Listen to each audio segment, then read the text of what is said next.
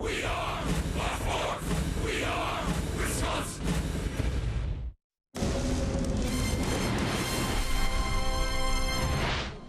It is a picture-perfect Wednesday afternoon for baseball. The tailgates are hot today, flipping those burgers.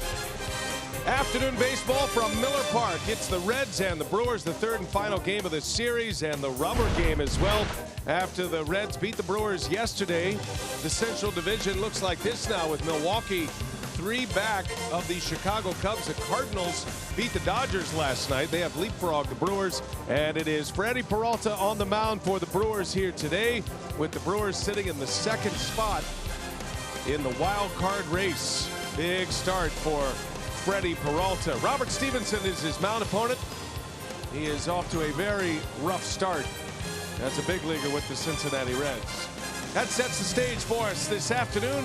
Great to have you with us, everybody. Brian Anderson along with Bill Schroeder. We'll hear from Sophia Minard in just a moment. Well, the wild card in the Brewers starting rotation is 21-year-old Freddy Peralta.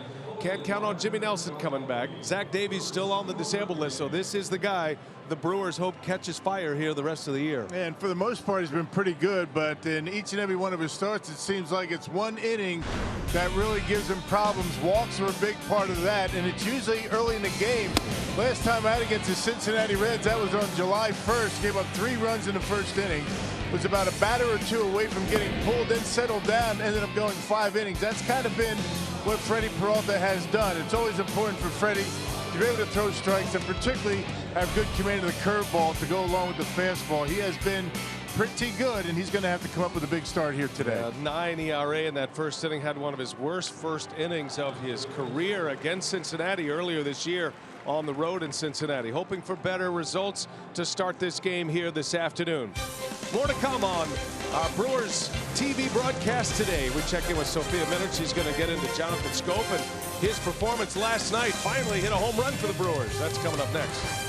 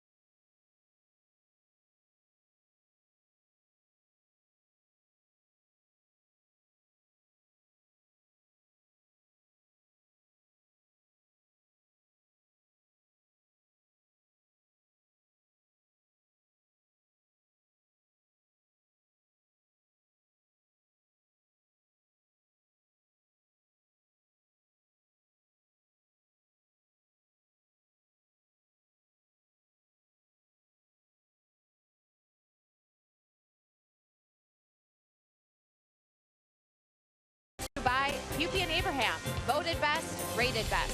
Hupy and Abraham, tell them you mean business. By Miller Lite, great taste and only 96 calories.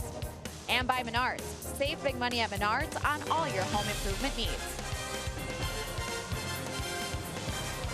A gorgeous Wednesday summer afternoon here in Milwaukee, getting ready for the series finale between the Brewers and the Reds. A look at second baseman Jonathan Schoop, 18 home runs between the Orioles and the Brewers, 6th most among second basemen in all of baseball.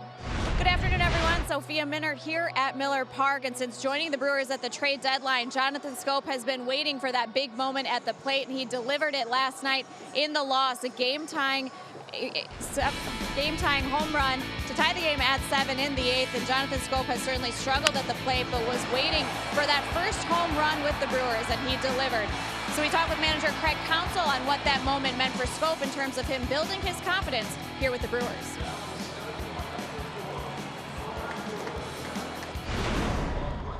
Everybody needs that. You need a moment that kind of makes you feel good, and he's the guy that's hit he's hit a lot of home runs, you know, you're kind of waiting for it after if you've been here for, he's been here 3 weeks and not hit one. You're waiting for it, and so it's a little chance to have a exhale a little bit and know that it's there still, and hopefully it sets him off on a good path. Jonathan Schoop delivers his first career pinch hit home run for the Brewers last night, and today they look to take the series here against their division rivals, the Cincinnati Reds. Freddy Peralta will take the mound for the Brewers. First pitch coming up next.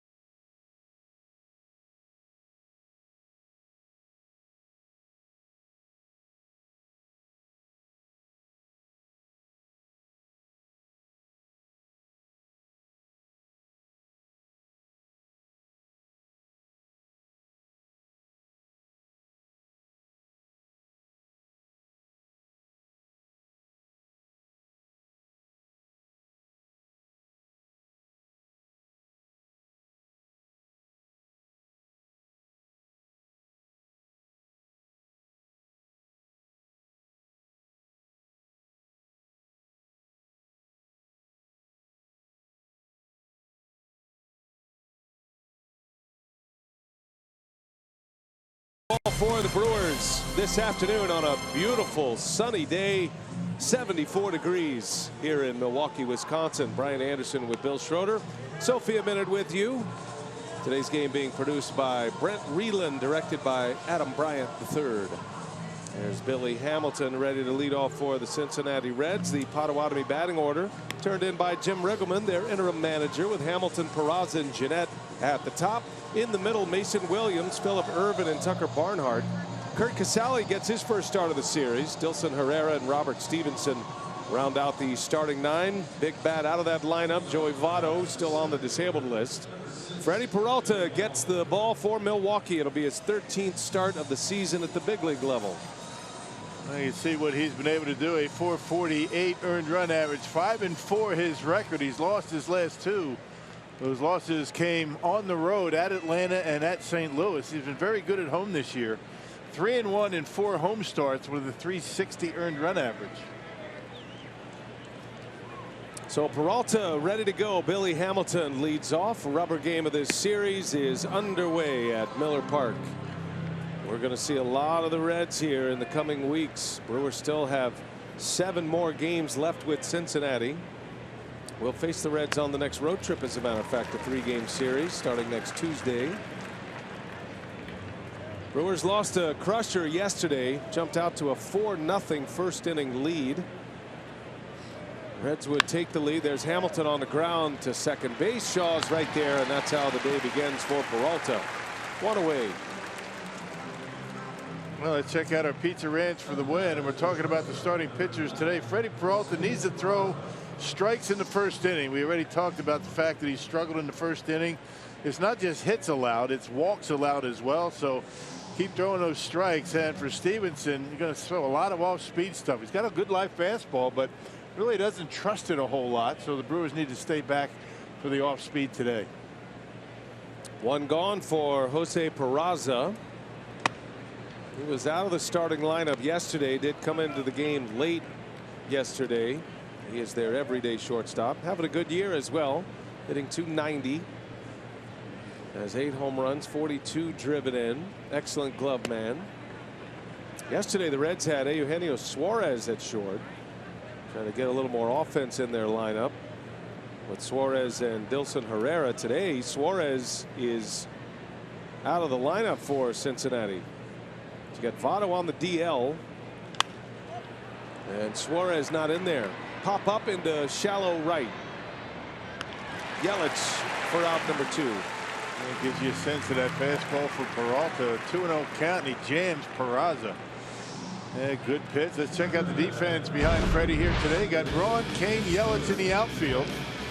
A very athletic outfield out there. Lorenzo Cain, really a good game in last night's game. Moustakas, Scope, Shaw, Aguilar, and Manny Pena back behind home plate. Manny Pena is swinging about well as of late.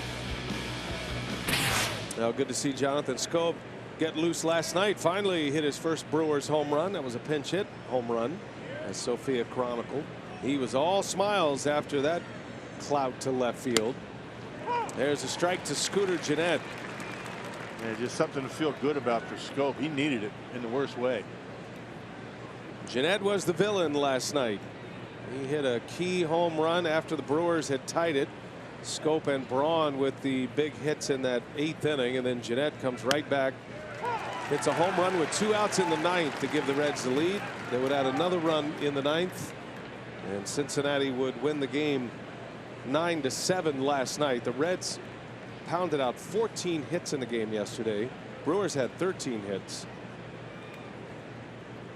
Peralta's got him 0-2. Well, Craig Counsell went with the left-hander Dan Jennings to play matchup, and a hanging breaking ball. Yeah, first pitch. Gennett did miss. And Taylor Williams got the first 2 out in that inning, and then against the lefty Scooter Gennett able to knock it out of the ballpark. 0-2 pitch right off the end of the bat. Travis Shaw in the grass, and Peralta with a 3-up 3-down first. That is newsworthy for a guy who struggles in first innings of games.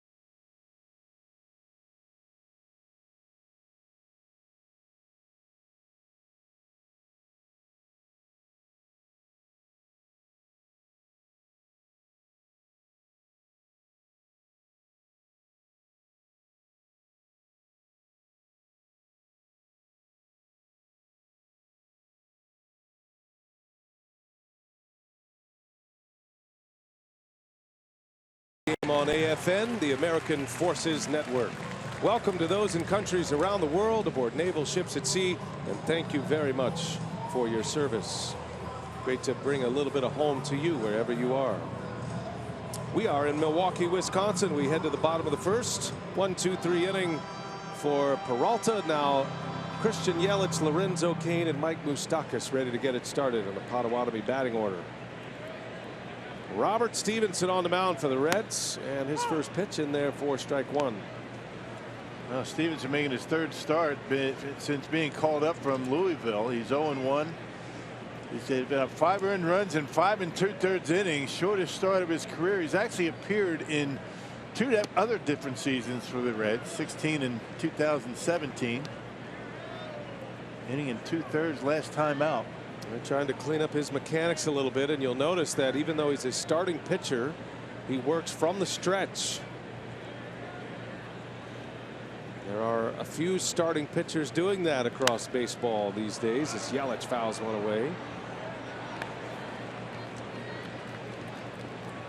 Yelich with 20 homers on the season. Hit number 20 Monday night here. Opposite field home run. He's hitting .308, 20 homers, 62 RBIs, OPS of .890 coming into play today. Yelich having a great year. You can find him in the top 10 in the National League offensive categories. A lot of the major categories like runs and batting average, slugging percentage, total bases. Yeah, he and Cain have plastered all over the leaderboards. 1 ball, 2 strikes to Yelich. 2-2. Look on Stevenson. Early in the game, he's going to, establish the fastball. Then, for some reason, goes away from it quite a bit. 4-pitch pitcher, curveball, slider, changeup. Does that split change as his off-speed pitch, and Yelich fouls it away. He's only 25 years of age. He's had some opportunities in the big leagues, though. This, as Rock mentioned, his 3rd season where he has big league time. Making his 3rd start today of the year, but his 22nd major league start. This is his 5th appearance and 2nd start against Milwaukee in his career. Yelich into center field, hit well. Hamilton on the run, and this one is gone. Christian Yelich with a leadoff home run. Number 21. Bernie hits the slide early this afternoon. It's 1-0 Milwaukee. Yeah, first inning has been good to the Brewers the last couple of days. 4 in the first yesterday and already on the board here this afternoon. Oh, Yelich, big power, center field around to the left field line. I would imagine the ball is going to travel pretty well today. It's one of those hitterist days, you think. Well, Yelich has just tied a career best for home runs in a season with number 21. Now Cain, little jam shot to center field, and Hamilton able to run it down. One of the fastest players in baseball fetched that one into shallow right center. Yeah, breaking pitch. Again, we're talking about a lot of off-speed pitches from Stevenson, and Yelich able to wait back right down the middle with a slider. A mistake, and Yelich hit it out of the ballpark. I would say he stayed back on that nicely. Yeah. He's got such tremendous power. Even Jesus Aguilar recognizing the power of Christian Yelich. Yelich hit 21 home runs for the Marlins 2 years ago. That has been his career best. He figures to break that with his next homer. 2nd career leadoff home run for Yelich. Mike Moustakas with 1 out, and Moustakas down in the count 0-2. Best part about this day for Moustakas, a day game and a quick turnaround. Put last night's game behind him. That was a rough one for Moustakas. Went 0 for 5, also committed an error. 22 homers on the year. 2 of those coming as a Brewer. And soft liner out to Jeanette for the second out.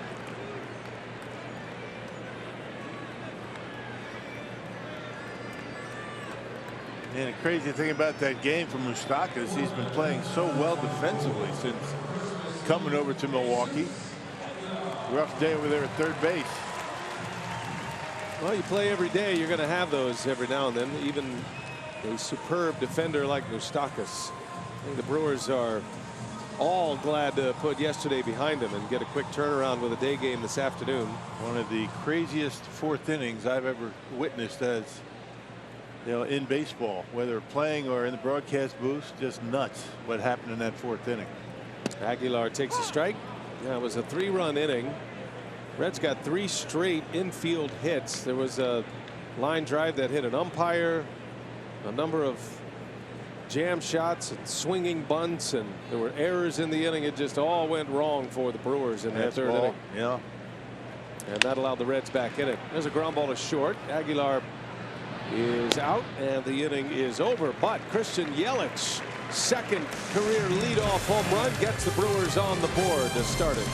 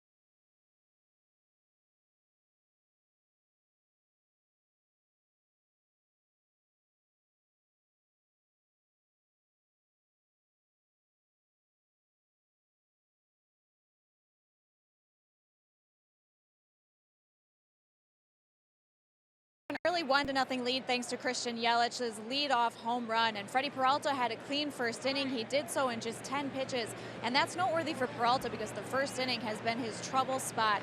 He has an earned run average of 9 in those innings, and the earned run average drops down to 2 in innings after that. And so Craig Counsell said, you know, before his last start against the Cardinals, Freddy told us he went into the weight room early before he even went out to his bullpen, just tried to get hot, tried to warm up, trying to combat that first inning issue that he's had throughout the season. And Counsell said, you know, when the same thing keeps happening, you just try to find ways in order to change it and try to do something different. So with Peralta, they're trying to get him locked in as soon as he can because that first inning has been the trouble spot for him. And sometimes that can set you back in a game that you can't recover from. One of the more impressive outings of the year for Peralta was a game against the Reds in which he struggled in the first inning.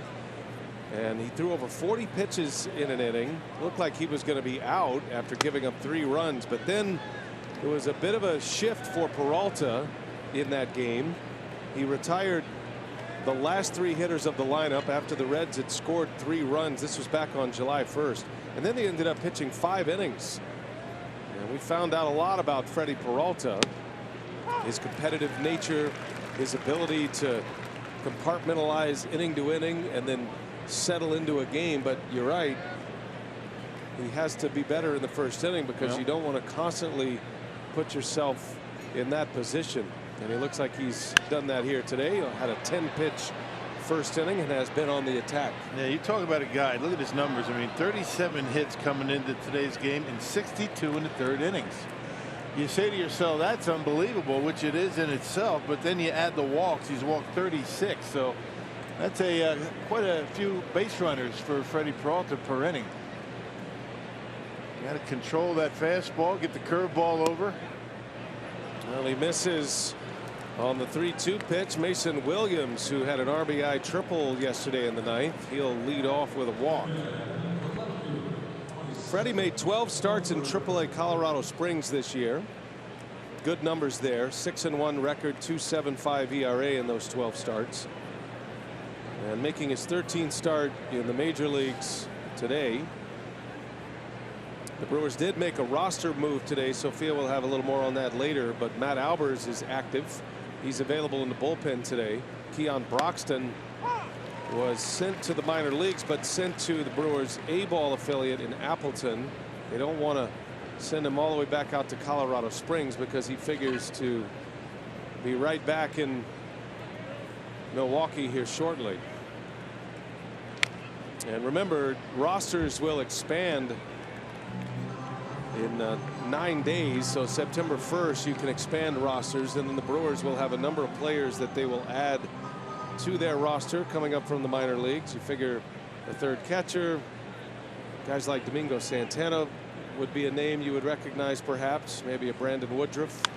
Decisions will be made at that point. And they're not just going to load up with players that they don't feel are going to be used a whole lot. If it makes sense, if they're going to bring them up and use them every now and again, they're going to come up. Well, we're going to visit with the farm director today, Tom Flanagan. He'll join us in the bottom of the third, and we'll ask him what the plans are and how the Brewers do plan to utilize the September call-up portion of the schedule. You can expand rosters up to 40 from the current 25-man major league roster up to 40. No team really does that, but Brewers will have a number of players. I bet there's going to be some this year. You used to expand your roster in September and end up with 8 guys in your bullpen. There's a swing and a miss. Irvin strikes out. Freddie fastball picks up his first strikeout of the game. In today's game, you start out with 8 guys in your bullpen. You wonder how many guys are going to end up down there.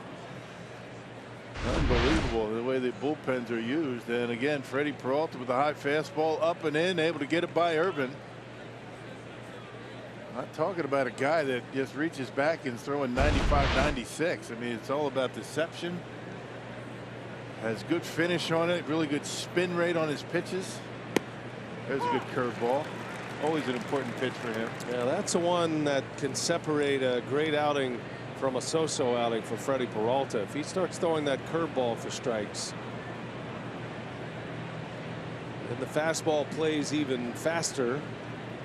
That was a great look from behind home plate of Peralta's fastball. As a hitter, you see a lot of his back. You see the elbows and the arms swinging, and it's hard to pick up the baseball. So with a 93, 94 mile-an-hour fastball, he's able to get it by hitters. You got to start using that changeup a little bit more. That's going to be an important pitch for him down the road. 1 ball, 1 strike. And Barnhart late on one, fouls it away. Yeah, especially when you have hitters that have seen you over and over again, like you would expect that they will as he continues, you know, this year, next year. Gonna have to add that third pitch.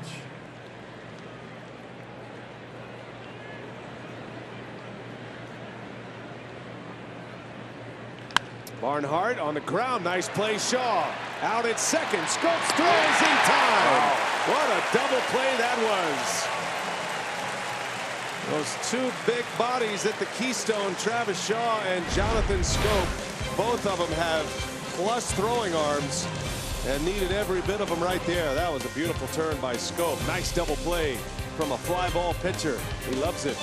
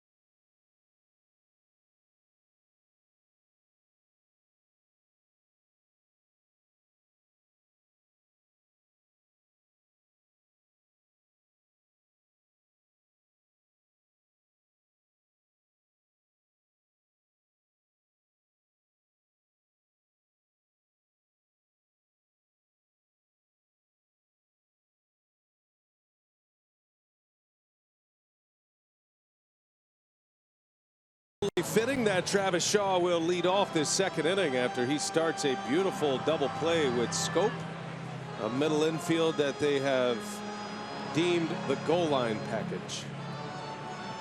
Shaw at 6'3", 230. Jonathan Scope at 6'4", Don't forget about those two guys on the corner. Yeah, Moustakas and Aguilar. Yeah, big boys all the way across the board. Can't turn it any better than Shaw and Scope just did, though. Double play to get Peralta out of the inning. I think Freddy Peralta, when that ball was hit, thought it was going to be a base hit, first and third, one out, but turned into a double play.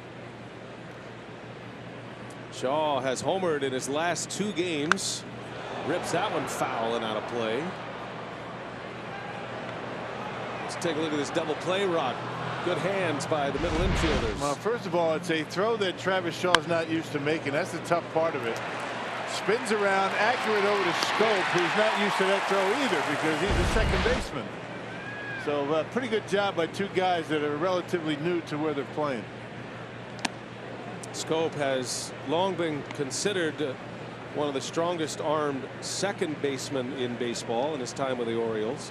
And he came up as a shortstop, played a lot of shortstop in Baltimore's minor league system. He's not so unfamiliar with the position, but he has not played there in his 6 years in the majors. Shaw trying to bunt his way on. Boy, that would have been a dandy. That might have been a double. Yeah, I'm just sitting here saying, hey, leading off an inning, and they're giving you that like that. I was wondering if he's going to try and bunt, and he did. It doesn't even have to be perfect. I mean, he just bunted towards shortstop. It's a base hit. Too much down the line. He showed bunt yesterday. The Reds didn't budge with their defenders, and they'll stay in place here today as well. That's a great play. I mean, that's a good idea to lead off an inning. It really is. 2-2 pitch. Shaw out in front of one, or pop up into foul territory in the seats. Travis has that home run swing going now. He came close to hitting 2 last night.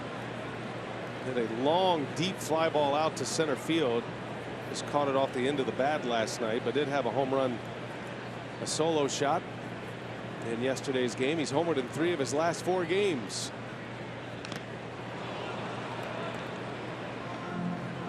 Curveball from Stevenson right there. Travis able to get a piece of it.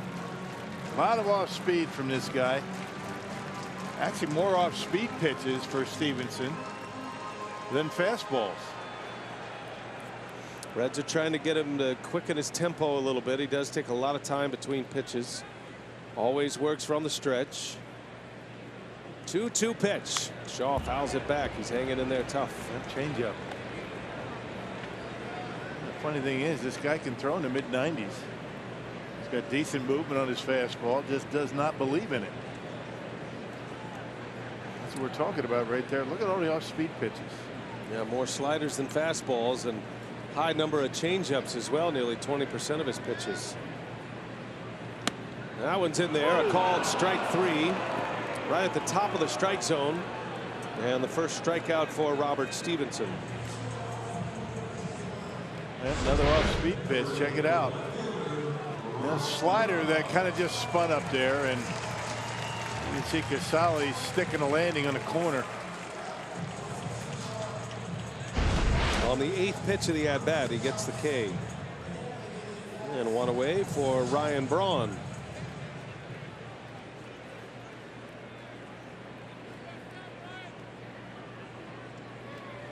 Braun had a key hit last night. Tied the game in the 8th. 2-strike RBI double to even the game at 7 in the bottom of the 8th inning. Didn't start yesterday's game. Came off the bench. Braun with a couple of hits last night.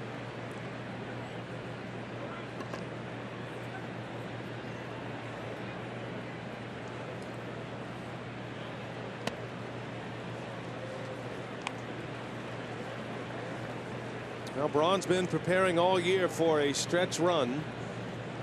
He's been calculated in his games played, and if he feels any tinge in his back or the thumb, taking the days off. Craig Counsell likes the fact he's communicating well with him on how he's feeling day in, day out, but Ryan Braun knows as well as anyone it's go time now. The Brewers have 34 games left. They'll have 6 off days in the middle of that 34 game stretch, so that's going to give Ryan some opportunities, and it's paid off. He's starting to swing the bat well now. Braun is 3 for 5 in the series. He was 6 for 18 on the last road trip with 2 homers. And that hit, it's hit well deep into right field, and it is up and off the wall. Braun racing to second base. Throw comes in late. It's a double. Missed a home run by inches. Yeah, when he's doing that, you know he's feeling good, which he told me yesterday before the game. He's feeling good as he has all season right now. I think some of the off days have helped him quite a bit. There's that fastball from Stevenson, up out over the plate. Not a good idea of Braun. Likes that ball away from him and drives it over the head of Williams and right. This is a home run by a couple of feet.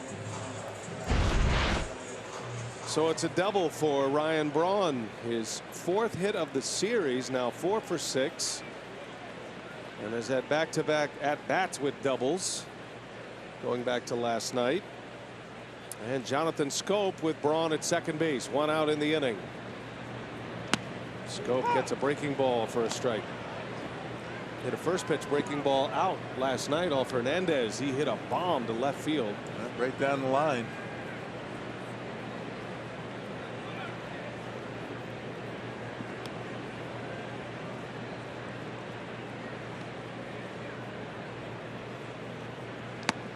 Gets another breaking ball. This one misses upstairs. A first for Jonathan Schoop. 2 firsts actually. Powerball home run number 1 as a Brewer, his 18th overall of the season, and his first career pinch hit home run. How good did that feel for him? Wow. Been scuffling. All smiles through the gauntlet in the Brewers dugout last night.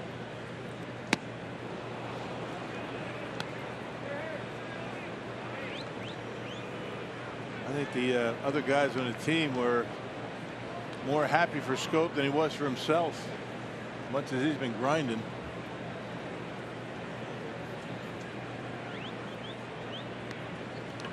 One ball, 2 strikes. Brewers lead 1-0 on a Yelich home run. And Schoop on the ground. Braun is caught off the bag and is going to be out at second base. Base running mistake for Ryan Braun. Out number 2. Yep, never go to third base when a ball hit in front of you.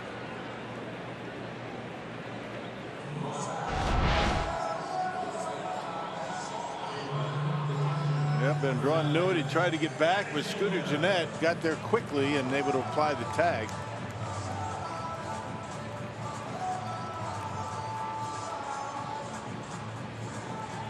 So 2 outs and Schoop at first now. He reaches on the fielder's choice. That'll bring up Manny Pena. Pena's 3rd game back. Well, technically never left. He never went on the DL, but 3rd game available after a shoulder injury. Sends one high into foul territory. That's going to end up in the seats. Pena had 2 hits and a sac fly on Monday. Did not start last night, but came in, had a base hit in his first at bat.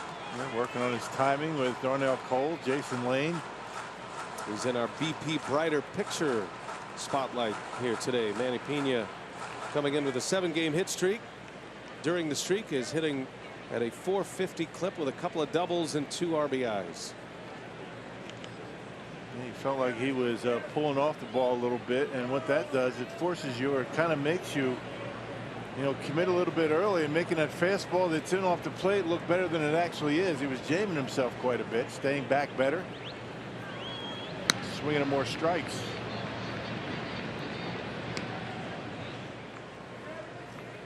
He got a big scare a week ago at Wrigley. Sliding back into second base.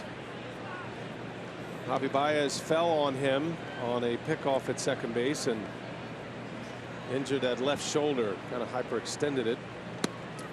And he was very anxious going into some of the imaging process for the Brewers, and he was very thankful that it came back clean. And then it was just a matter of getting the inflammation down. He knew it was sound in there and was finally able to return to the lineup on Monday as a starter, making his second start of the series. Yeah, Pratt's did a good job in his place.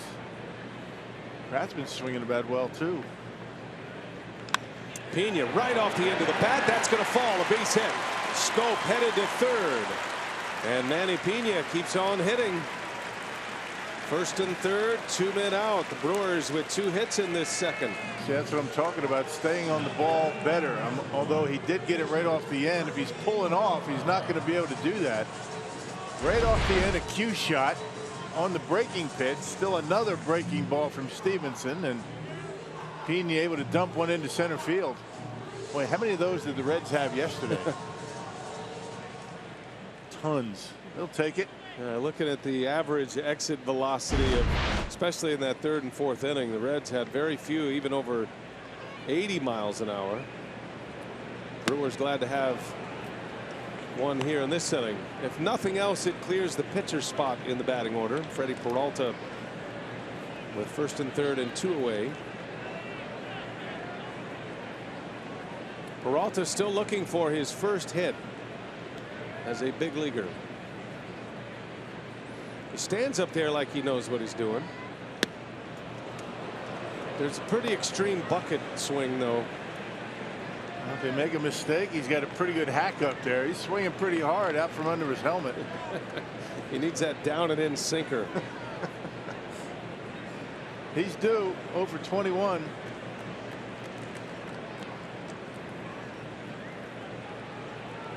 Oh, and 2 the count. Pena takes off, and a swing and a miss to end the inning. So the Brewers strand a couple, get 2 hits. They lead 1-0, and we're headed to the 3rd inning at Miller Park.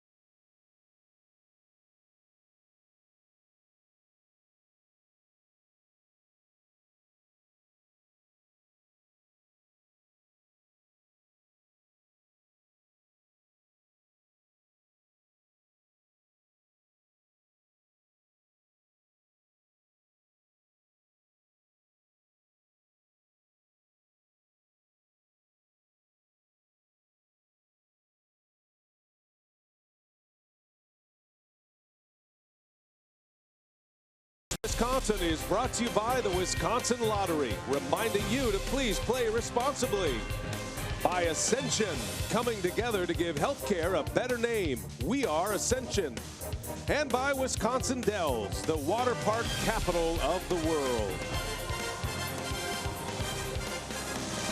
Back at Miller Park, Bernie Brewer already doing some work thanks to Christian Yelich. A 1-0 lead as we head to the 3rd, and the Brewers getting a big boost in their bullpen, adding reliever Matt Albers activated from the disabled list, a left hamstring injury for him. And Craig Counsell said that really the big reason why that bullpen had so much success in the early part of the season was because of guys like Albers, Taylor Williams, Dan Jennings, who covered very big innings for this team. He said we can't rely on just 2 or 3 guys. He said we need 6 or 7 guys in the bullpen pitching well. So for Albers, he made 3 relief appearances in Double-A. They were 4 scoreless innings, gave up just 2 hits. Counsell said he was very happy with how his sinker felt in that pitch in those minor league rehab outings, excuse me. So they feel that they got Albers back on track with that minor league rehab assignment. And finally healthy once again. Thanks, Sophia. That's a big part of it as well.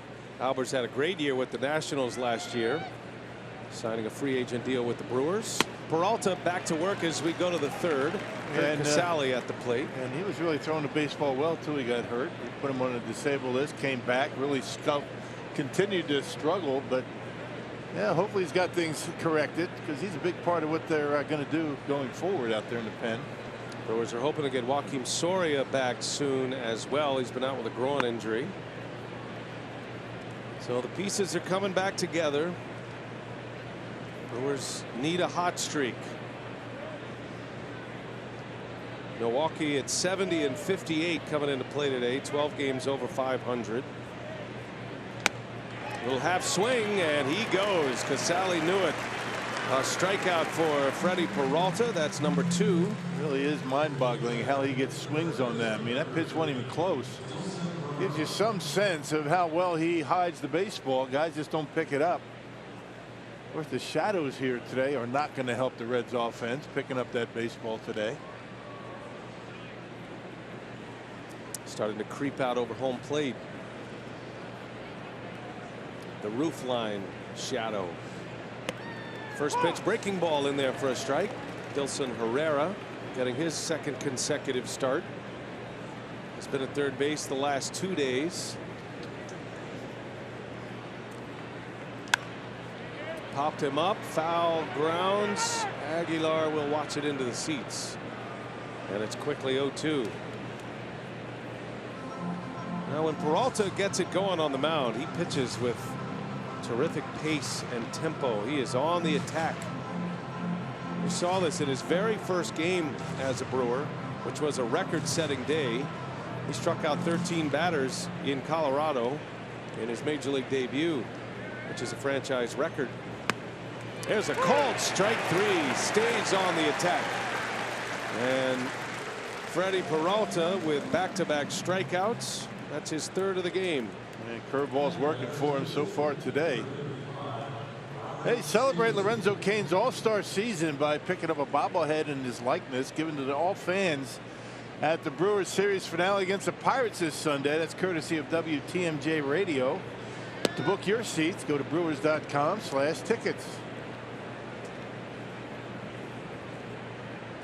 The pitcher Robert Stevenson at the plate. 2 outs in the third. Brewers lead 1-0 on a Yelich leadoff home run. And those 13 strikeouts against the Rockies came in just 5 2/3 innings. Not a bad debut. 13 strikeouts among the 17 outs he recorded. And a franchise record for K's in a debut. Peralta had another double-digit strikeout game against the Royals.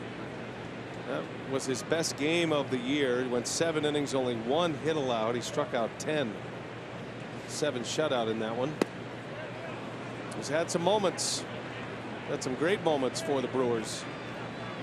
Got off to a fantastic start. 3 of his first 4 starts he did not allow an earned run.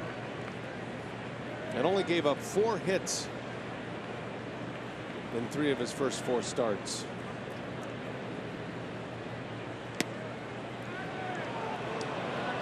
Well, Peralta walks his mound opponent. Never a good sign. It's his second walk issued. He wiped out the first one with a double play. Now a walk with 2 outs and back to the top of the order in Billy Hamilton. Yeah, those are things that drive you nuts. I mean, 22 years old, he's cruising along and ends up walking the pitcher. Sometimes when you say to yourself, just don't walk him, that's exactly what you do.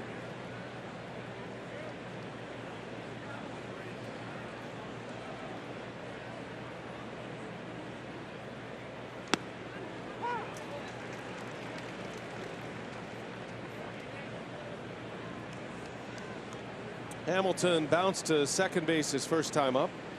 Hit a ground ball to Shaw. Little curveball is skied into left field. Routine for Braun, and Peralta 3 scoreless on the board to start his afternoon. 1-0 Brew Crew. Christian Yelich with a leadoff home run. He's ready to lead off.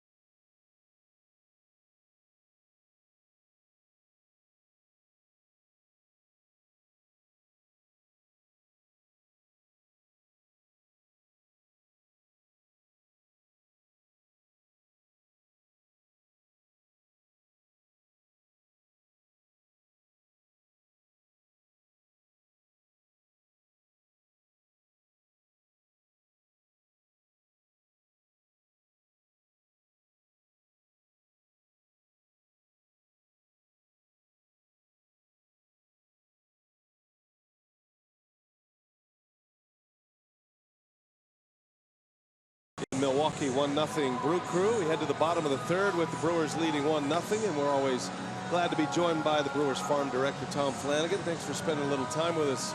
As we start to move towards September call-ups, you have a lot of maneuvering to do on your camp. First of all, just give us an idea of what's going on in the minor league system and maybe a state of the union right now as we get toward the postseason. Sure. Overall, we're winding down. We have 8 clubs, if you count our co-op team in the Dominican, kind of winding down toward Labor Day is the rough finish for most of them. We have Biloxi already won the first half title. They're a half a game back for the second half, so they could win both halves there.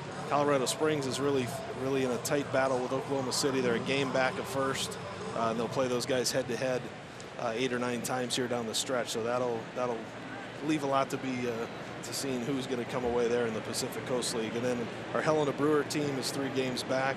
And then the Wisconsin Timber Rattlers are about 3.5 games out of the wild card. So tight stretches all around down the wire here. Good to play winning baseball down there as Yelich takes ball 1. So where do you stand on the development side, development at all costs versus winning and being in a winning culture and playing in the playoffs, or even having a chance to play in the playoffs from a minor league perspective? I think they really are hand in glove. I think you can't have one without the other. I think it helps the players' mentality coming into the park every day. Here's Yelich again. He bangs one off the wall. Hamilton on a hop throw to second, and Yelich is in with a double. Man, Rob. Yeah. Christian Yelich is on fire at the plate. Yeah, he had that long stretch where nobody could get him out. Then kind of softened up a little bit. And he's back at it. Anytime you see any hitter, we've seen it with Ryan Braun, and now Yelich starting to hit the ball to the opposite field with authority like that, always a good sign. You got some guys out in the minor leagues doing that, hitting the ball with authority. I mean, Corey Ray, it seems like every day.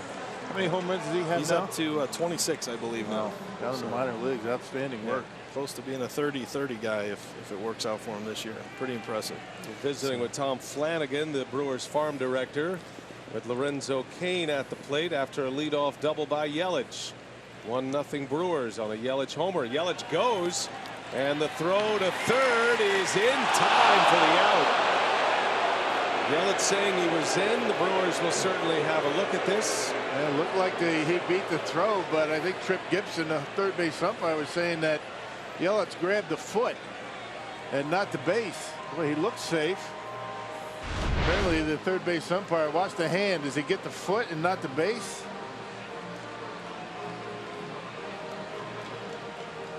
I think he's right. Oh, bad break. The foot right in there. He gets it on the foot. Third base umpire right on that. That was an excellent call, as I think counsel wants to have him look at it. Yeah, they're going to challenge here. I didn't see anything on those replays that would indicate enough evidence to overturn, but we'll see. Did not see the other hand grab the base before the tag was applied. Tom, did you see anything? I mean, you're an expert in this stuff. It was close. Obviously, live, first glance, I thought it was definitely safe. On the replay, hopefully he got that right hand around the foot and got it in there. But by the way, that was a heck of a throw by Casale. I didn't think there was any chance. I mean, really got that ball quickly. Let's see if the hand around the side of the bag before the tag. I don't know. I would be surprised if they overturn this, but the question is, did the hand come off the foot and get to the base before the tag was applied? And we're looking at all the angles that we have available. Tag is there. I don't know.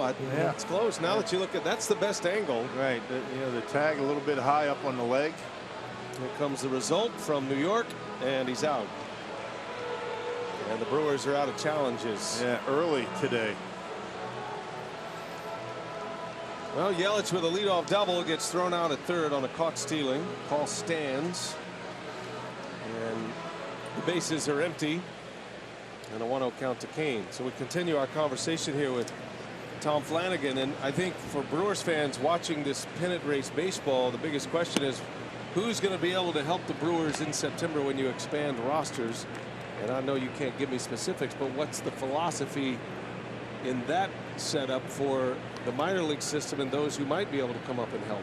Yeah, I think there's a number of options, primarily at AAA, of course, that can help. I know those conversations are always ongoing. You know, the number of moves we make, David Stearns, Matt Arnold, and the front office staff constantly are tweaking the club, and I think in September it'll be no different. I think they'll certainly take any player that they feel, you know, can have a role on this club and help, because one game in September could make, obviously, as we learned last year, a huge difference. So I think they're prepared for all kinds of different scenarios, and we have some guys prepping, and we'll line them up so they're ready to go if called upon up here in September. Who's pitching well in Colorado Springs that you've seen over, you know, this last run here through the rotation?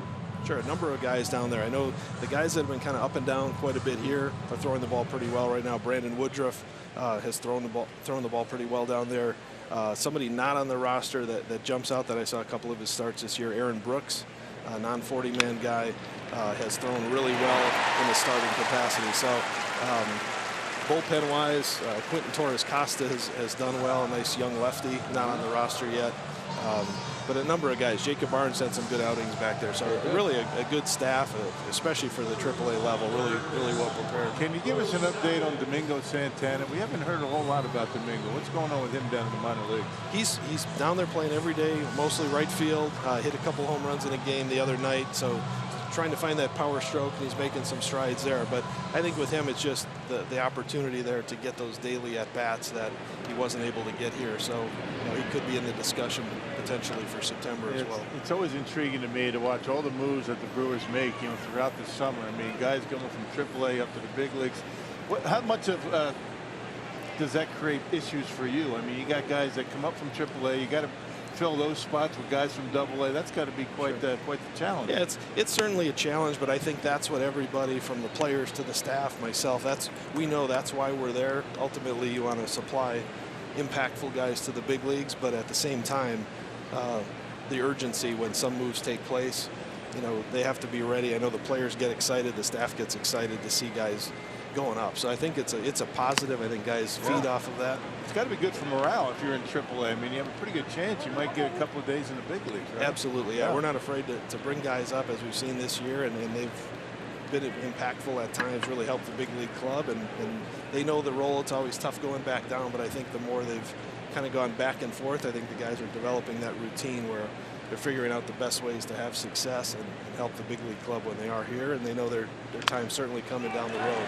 Moustakas on the ground. Jeanette's got it. Throw to first in time for the out. Nice play by Scooter Jeanette. Kane does advance to second base. There are 2 outs now. Visiting with Tom Flanagan, the Brewers farm director. We saw a move made today with Matt Albers coming off the disabled list. Keon Broxton assigned not to AAA Colorado Springs, but single A in Appleton for the Wisconsin Timber Rattlers. What was the thinking behind that, and will he play there in Appleton, which is, of course, just up the road? Yeah, it's a complicated one. He's got a possible child coming on the way, so I think having him remain in close proximity, Milwaukee, you know, for personal reasons, certainly weighs in, and he'll be there at some point. You know, if things work out with the childbirth, of course, this being so close to September, he'd be a likely candidate to come back for sure in September. So we hope to get him there in some games, certainly, and that'll be big for the fans up in Appleton. Come out and see Keon play a few times there if it works out. So we're hopeful he will, but I think that one's a little more unusual than the typical AAA option and so forth. Yeah, that's a good note there on Keon Broxton. It could end up as almost like a rehab start, a minor league rehab, even though he is technically on that roster. That's what Tom Flanagan has to deal with on a daily basis, all the maneuvering through the minor leagues and from the minor leagues to the major leagues as well. Jesus Aguilar just missed one, a high fly ball to left, got out ahead of it a touch, and that will end the inning. Tom, great stuff. Thanks for the information, and good luck the rest of the way in the minor leagues. Appreciate it, B.A. Thank you. Tom Flanagan, good job, Brewers farm director. He's done a great job, and the Brewers have a ton of talent. They're all performing well in the minor leagues.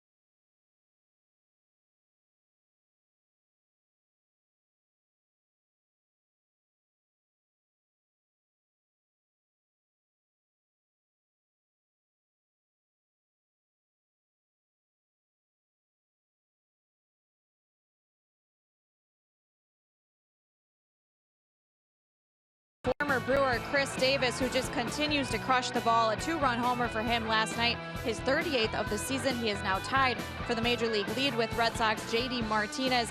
And KD has homered in 17 of his last 27 games. Impressive. He's closing in on his 3rd straight season with 40 homers.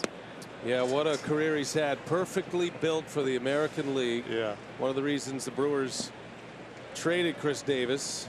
He struggled as an outfielder, but boy, can he hit. The perfect nickname, right? Crush. Yeah. With a K. You know, I'm driving into the ballpark today. I'm listening to the MLB radio today, and they were saying there's a line drive by Jose Peraza. Braun's got it. Peraza will stop at first with a single. And they were saying, I think this is the stat that is correct.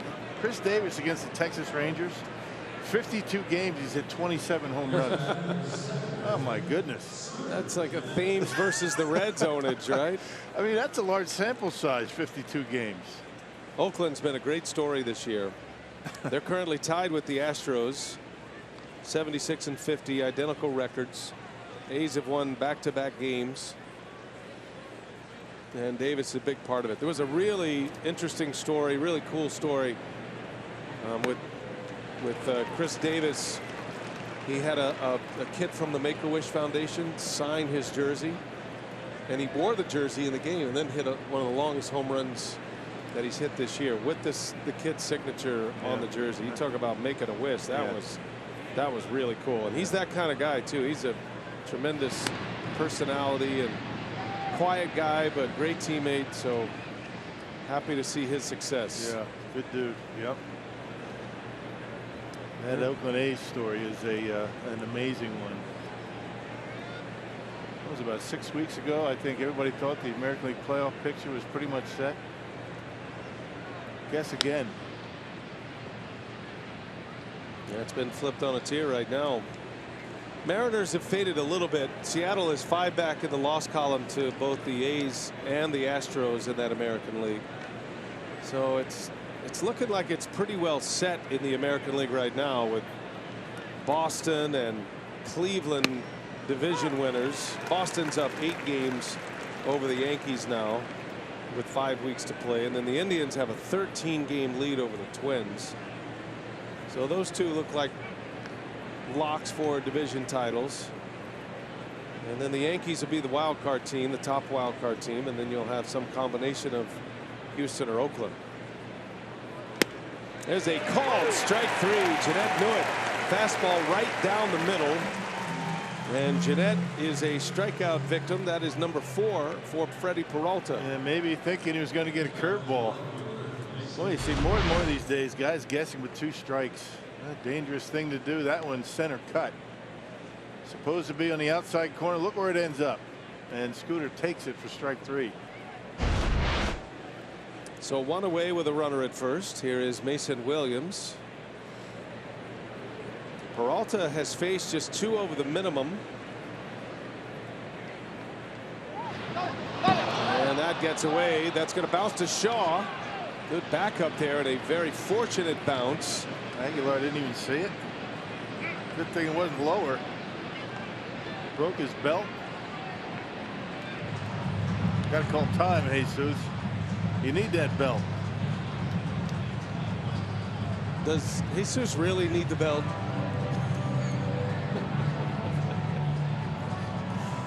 I don't think he ever saw that, or he didn't know the throw was coming, because if it was on the line, it would have hit him. I mean, check it out here. I mean, looking at his belt, here comes the baseball, and it's gosh, really fortunate that that throw wasn't right at him. Would have drilled him somewhere. I didn't see any of that. I thought maybe he lost it in some of the T-shirts in the background, but he was not looking. It's really not a good spot right there to not pay attention. Wardrobe malfunction almost got him drilled. Still trying to. He's going to have to have a belt replacement. That's a big belt.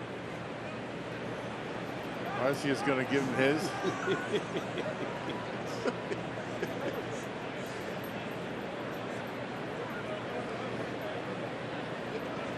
Seems like Arcia and Aguilar would not be look at the difference in belt. Look at the belt companions. Arcia's got. He's got the Aggies.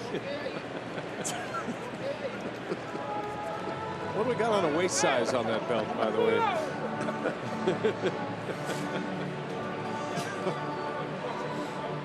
Big man. I think my belt more apt to fit him than Arcea's. Wasn't it Arcea and Zach Davies that both climbed into the baseball pants of Aguilar in spring training? One in each leg. Yeah, right.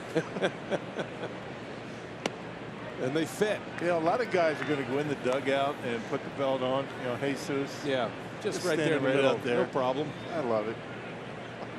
And the belt fits. Is that something that's common, a backup belt? I mean, is that a normal thing?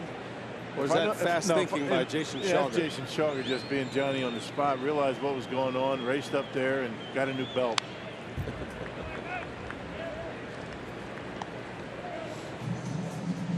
Perfect fit.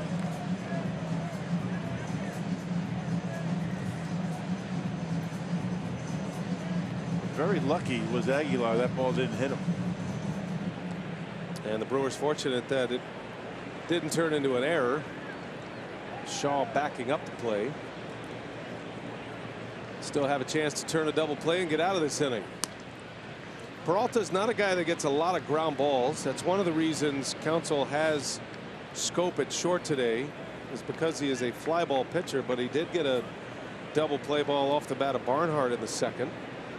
It would make for an unusual double play here with Schoop on the right side and the shift on for Mason Williams.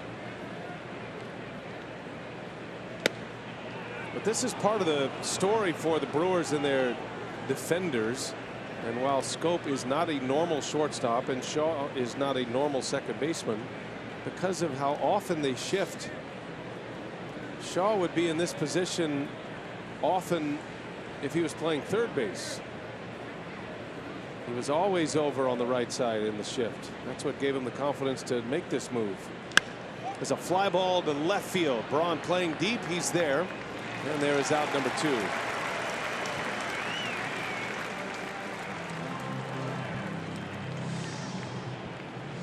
Freddy, good command of the fastball, able to get in on the hands of Williams there, and easy fly out the left. Curveball's been pretty good. Haven't seen too many change-ups, maybe 1 or 2.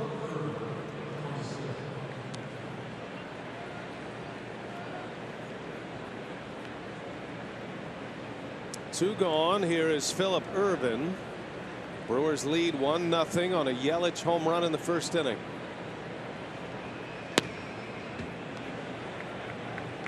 Brewers are trying to win this series with a victory today. Had a comeback win in the opener Monday, coming back from 2-0 down late. Travis Shaw had a go-ahead home run in the 6th. And then gave up a lead yesterday as the Reds would win 9-7. Reds have won 3 out of 4 from the Brewers. 3 of the last 4 on the season series, but the Brewers still have a terrific record against Cincinnati this year.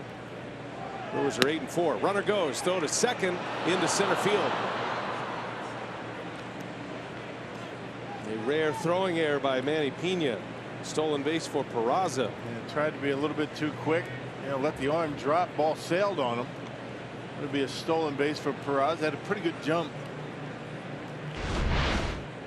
Decent lead, really good jump. Manny's throw, watch the arm drop, and that's why the ball sailed over the head of Travis Shaw. A stolen base. Number 19 for Peraza. No error on the plays. The runner does not advance. 2-2 now to Ervin.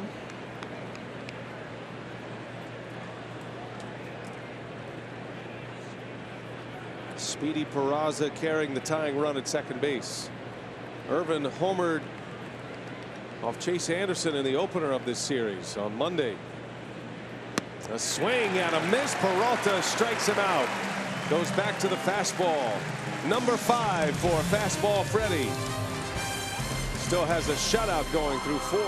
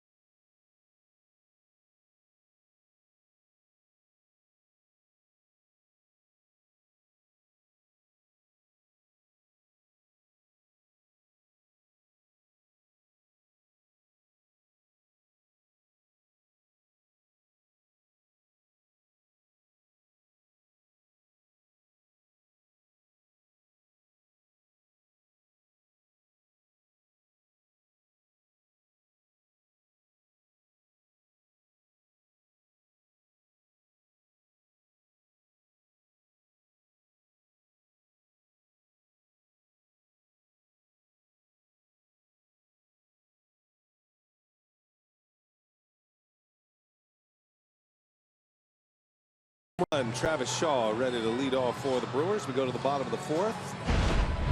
Well, Travis Shaw is on a home run binge here at Miller Park. How about his last 7 home games? 10 hits, including 5 home runs. Has 10 RBIs. Hitting at a .417 clip. And hoping to keep that going here today against Cincinnati. Shaw was a strikeout victim his first time up.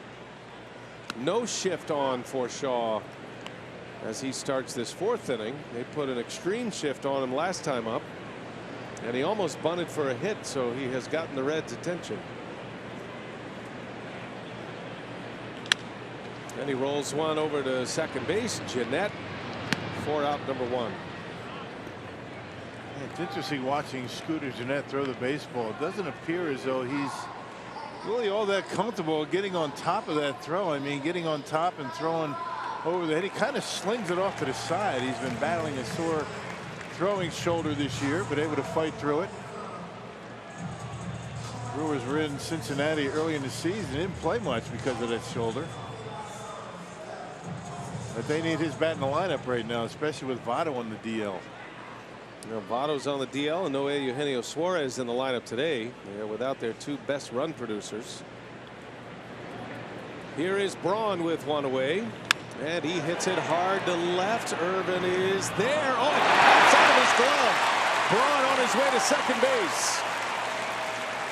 And it'll be a double for Ryan Braun. Yeah, see, those things are starting to even out for Brawny a little bit. Remember all those line drives that were caught that he hit early in the season, hitting in some bad luck. That's a pretty good effort by Irvin. He had it, just dropped it when he hit the ground. And another cement mix or a spinner, not doing a whole lot. That slider in the glove. Glove hits the ground, pops out. That'll be a 2-base hit. 2 doubles today for Braun. One to right center, this one to left. Brewers have a runner in scoring position for Schoop.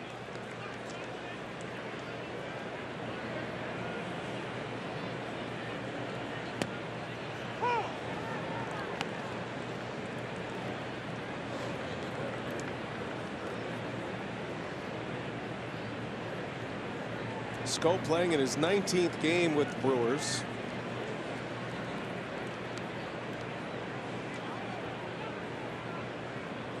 An all-star last year with Baltimore. At the time of the trade, he was one of the hotter hitters going in all of baseball. Matter of fact, when the Brewers made the deal with the Orioles, Schoop had hit safely in 22 of his 23 games prior to that trade.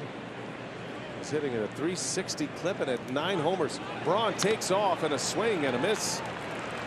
Foul ball. It's a foul ball, right? Braun back to second. Boy, what a jump he had. Had it stolen. That's one of those you're better off just taking. You have a man at third base. Even though you've got an account. Look at this jump. My goodness. He had that one. He would have been able to stand up. 1 ball, 2 strikes now on Jonathan Schoop.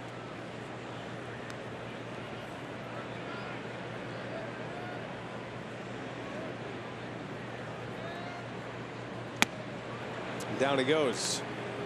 A strikeout. Second out of the inning.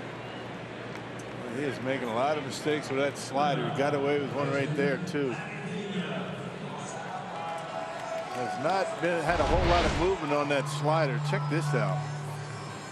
That's straight as a string right down the middle of the plate, and Schoop right underneath it. Maybe hung too much. Well, that gives the Reds the chance to walk Pena, the 8th place hitter.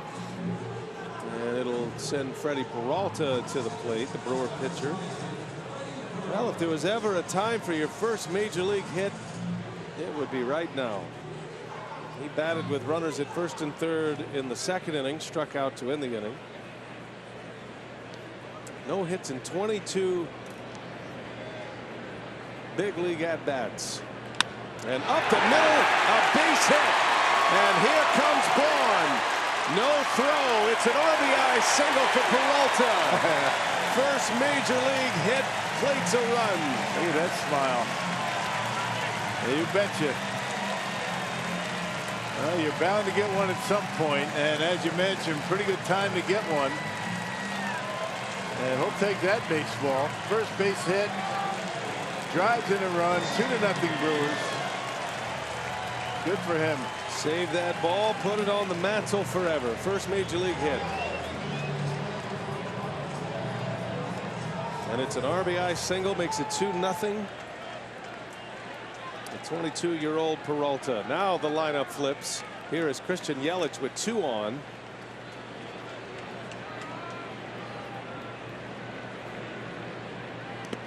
Yelich has hit the ball sharply twice. That home run in the first extended his hitting streak to 9 in a row. And then a double his last time up. He ripped one off the left center field wall. Hit it over the head of Billy Hamilton, which is no easy task.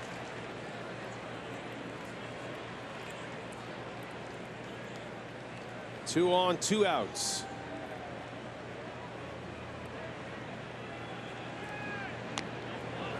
A foul ball.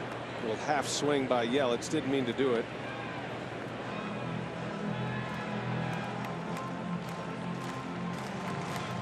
Well, those can be backbreakers.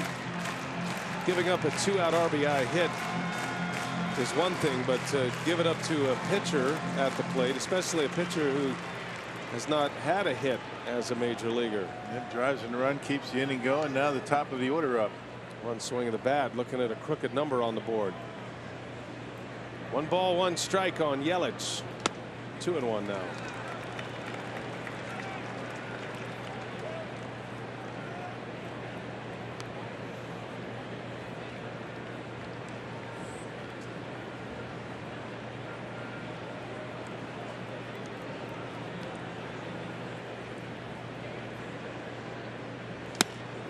Put it right by him. 2-2 the count. That was a fastball from Stevenson. Stevenson made 1 start last year against the Brewers. That was in September. He had pitched against Milwaukee out of the bullpen prior to that. 2-2. 3-2 now with Kane on deck.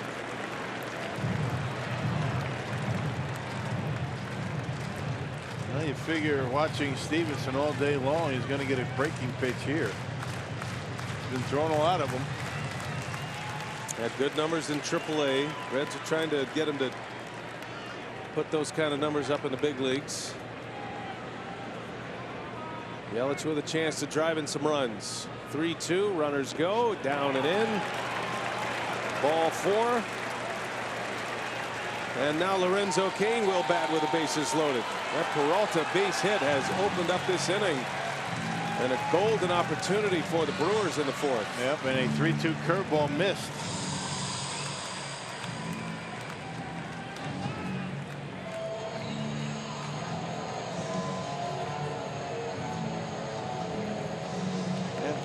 Good time for the Reds to send out their pitching coach, Danny Darwin, former Brewer, going out to have a chat with Stevenson.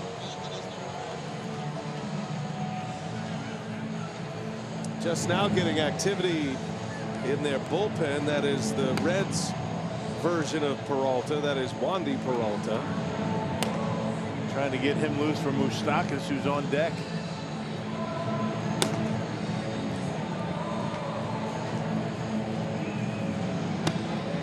Two outs. Brewers threatening in the 4th. Bases are loaded for Lorenzo Cain. Cain's been great with runners on this year. Hitting near .330 with runners on base. It's about 30 points higher than his overall batting average. Pena, Peralta, and Yelich on the bases. And Cain takes a ball.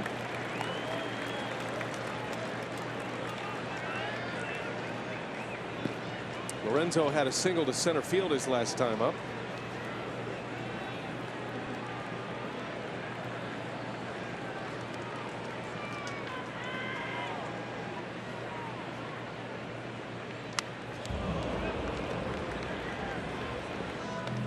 And he knew he was getting fastball. He got it. And a pretty good swing. I saw Lorenzo before the game. There was no batting practice on the field. He had 3 bats with him walking to the batting cage. He goes, yep, just trying to see who wants to play today. He's something else. Results-oriented league. He's been swinging the bat well. Yeah. Let's see if this one has a hit in him.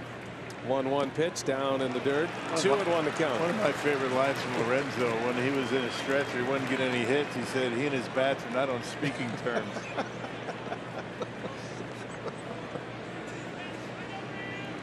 Giving life to inanimate objects. Oh, man. It's a great lesson, though. Never take responsibility for yourself in that.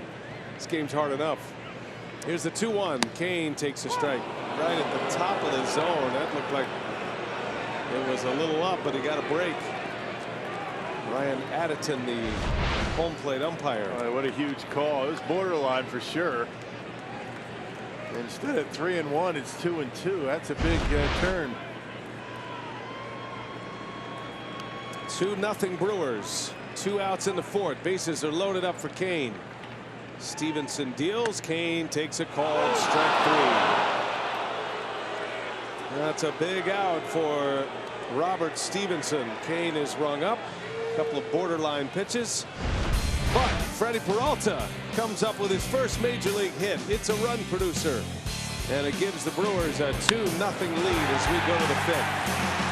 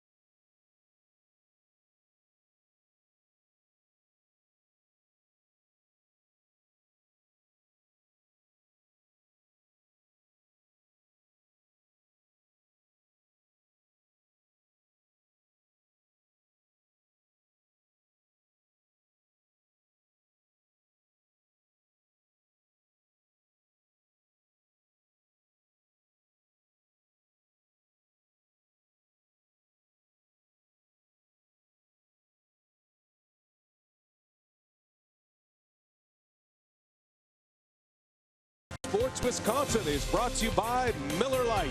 Great taste and only 96 calories. And by Toyota. Let's go places. All smiles for Freddy Peralta. He's pitching well. He just delivered his first base hit in the major leagues, and it produced a run. 2-0 Brewers as we go to the 5th. Peralta with 4 scoreless. He has given up just 1 hit. That was a single by Peraza last inning. 2 walks, 5 strikeouts for Freddy Peralta, and he's got Tucker Barnhart leading off. Strike 1 on the Reds catcher.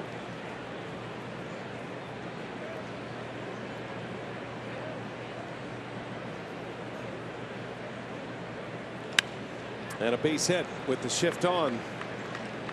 Tucker Barnhart with the lead single.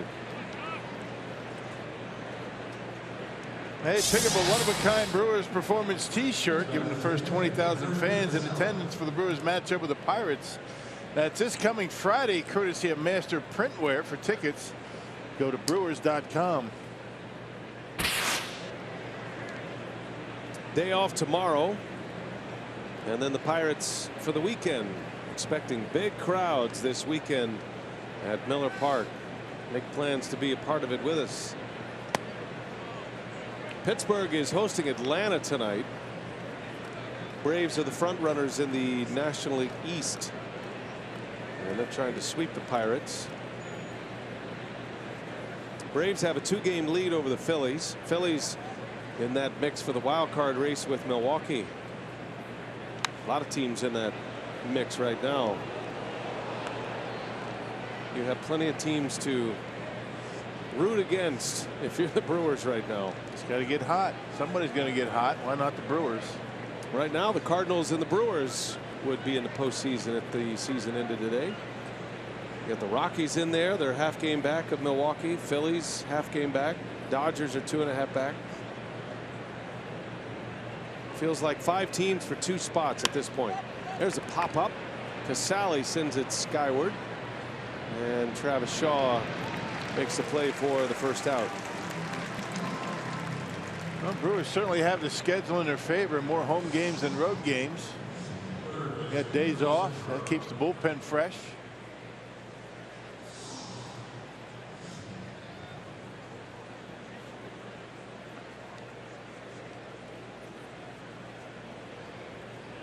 One away. Peralta facing Dilson Herrera down at the bottom of the Reds order, hitting 8th.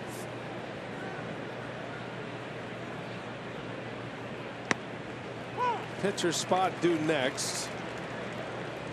Stevenson just getting out of a jam with the bases loaded, striking out Lorenzo Cain.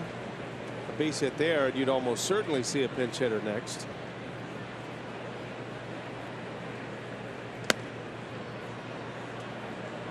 They got Lorenzo on a changeup. Right on the inside corner. Both the pitches in that sequence. Strike 2 and strike 3 right on the edge.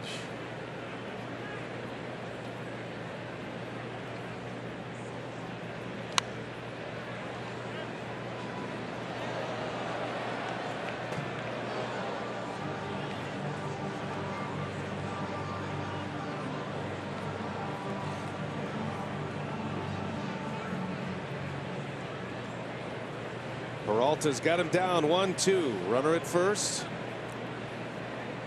And Herrera able to lay off. Good block back there by Pena. He's excellent blocking pitches in the dirt. Always anticipate a breaking pitch is going to end up in the dirt. That's why you have time to get down and smother it. Brewers are fortunate to have a couple of catchers that handle the pitching staff well and block pitches. Good defenders. 2-2 now. Here it comes. High fly ball into center field. This will stay playable for Cain. Out number 2. Back to first goes Barnhart.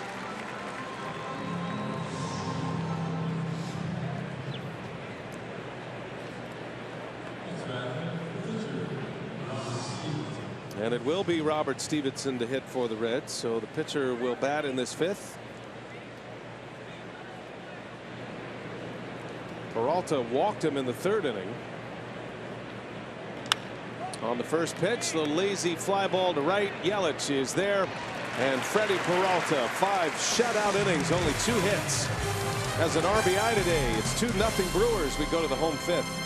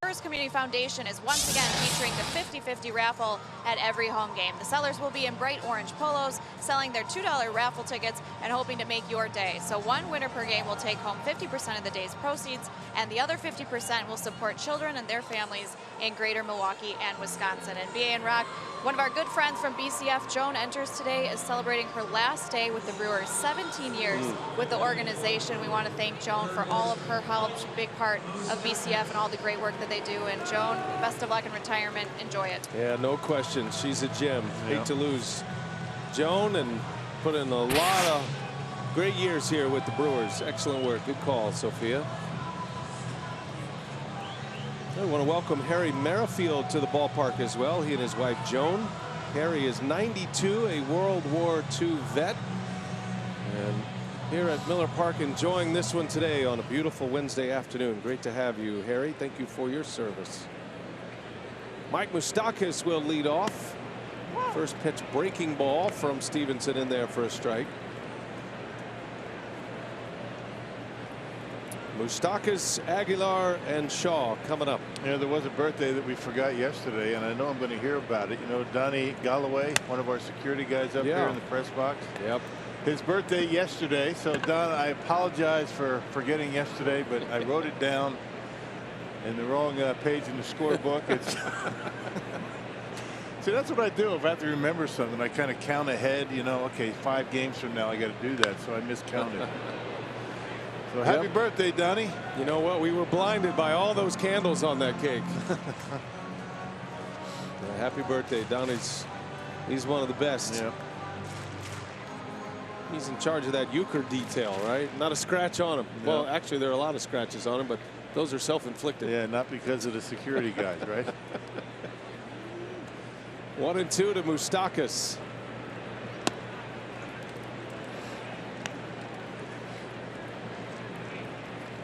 2-0 Brew Crew. Home run from Yelich in the first. RBI single with 2 outs by the pitcher Peralta in the 4th. And Freddy is pitching a gem on the mound. 2-hit shutout. 2-2 count. Moustakas fouls it back.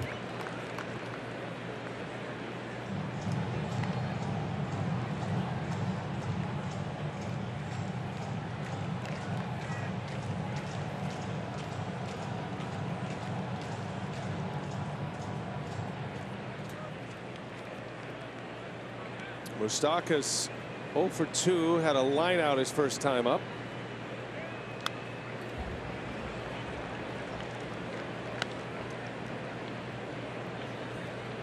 Had some big years with the Kansas City Royals, part of that World Series team.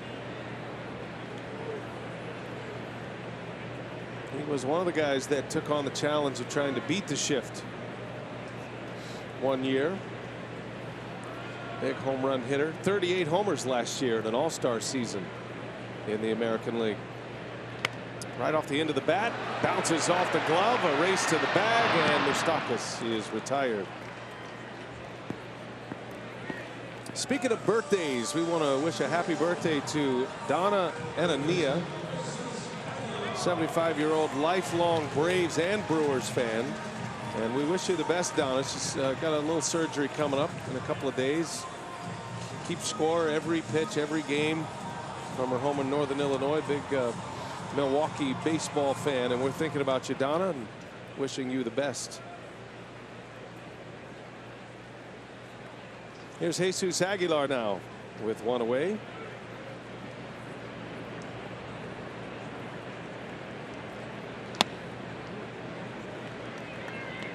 You know that note you just had right there? That was given to me like a month ago. And the gentleman that gave it to actually had it laminated. Well, it was a better option than putting that in your scorecard. Right. Well, somehow it was given to me when I was down at the set, and it's miraculous that it made it from there up to here, and we held on to it that long. We can thank Renee Hoffman for that. I mean, you go to the trouble of laminating a note, it's going to get on the air. Fire up the laminators. Wow. Good stuff. Reminds me of all those teachers going back to work soon. We're thinking about you guys. There's a strike to Aguilar. A lot of teachers already at work. preparing those classrooms, getting ready for first day of school. The real heroes, all you teachers out there, we love you. Thank you for your service. Teaching our youth. You are valued and appreciated. Well, my dad was a teacher, science teacher, then became a principal, but not principal at the school I attended. Thank goodness. That would not have gone well. 2-2, and Aguilar into left field. 2 outs in the inning. Could you think of a worse high school experience? To have your dad as a principal. Right. Yeah, that was back in the old paddling days as well. That's that's a strong right arm and a big target. Yeah. Yeah. Yeah, that wouldn't have gone well. No. Matter of fact, we actually moved away from the district that he was principal because he didn't want to have to deal with that. He didn't want to have to deal with you, huh? So thanks, Pop, Mom. Principal Pete. Travis Shaw takes a ball. I love teachers so much I married one. Yeah.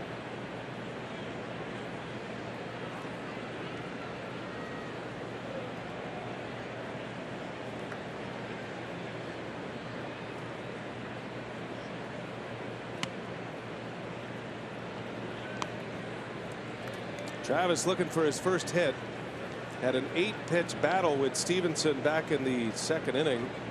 Resulted in a strikeout. And then he grounded out early in the count in the fourth. 2-0 Brewers. 2 outs. 5th inning. 2-1. Stevenson's gotten better as the game has gone on here. He's looked like he was a little bit on the ropes in that second inning. A lot of high pitch counts. Brewers had a couple of men on base trying to clear the pitcher spot. Brewers left him loaded last inning. But seeing more swings like that, just a little off with the timing. Yeah. Even had Aguilar out in front. And neither one of these two pitchers throwing all that hard today. Stevenson's been up as high, maybe 1 or 2 pitches, 94. Freddy's best fastball today, 92, so his velocity's down, but still very effective.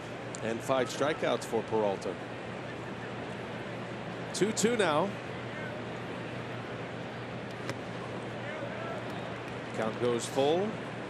Shaw would love to give Ryan Braun an at-bat here in this 5th inning. Braun has 2 doubles today. Has 2 of the 7 hits.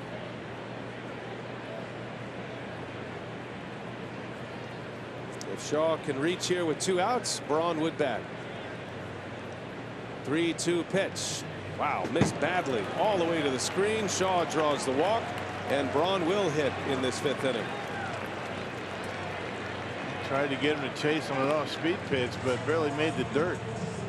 An extreme wild pitch. Yeah, not sure if that was actually a changeup or what it was, but not even close. There's one guy right here, Ryan Braun, that's been able to zero in on that slider from Stevenson today. At the plate, presented by Blaze Pizza. 2 more hits today for Braun. Hitting near 390 in his last 22 games. So yeah, I think the occasional day off for Ryan Braun has certainly helped him. Did not start yesterday. Came on and had 2 hits in the game yesterday off the bench. 2 outs. A man on in a 2-0 game, and Braun looks at one outside. That was actually one of his better sliders as far as movement goes. Cannot be a comfortable position for a pitcher when you throw your best slider and the hitter just stands there and tracks it all the way in for a ball. It just missed too.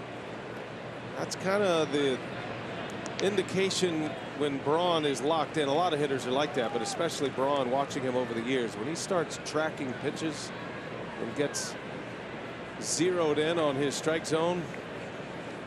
Well, he's able to do that when he's feeling good and healthy and doesn't feel like he has to start that bat too soon. Tracks another one low, and it's 2-0. He just waits back as well as anybody when things are going well, when he's feeling healthy.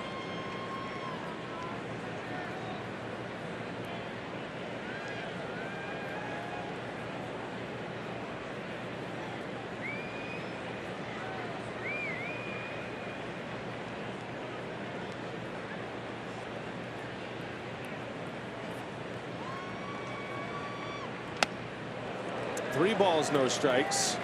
Stevenson has lost command. Jonathan Schoop is due next. There is activity in the Reds bullpen. Juan De Peralta again loosening. He was throwing last inning, so he's ready at any moment.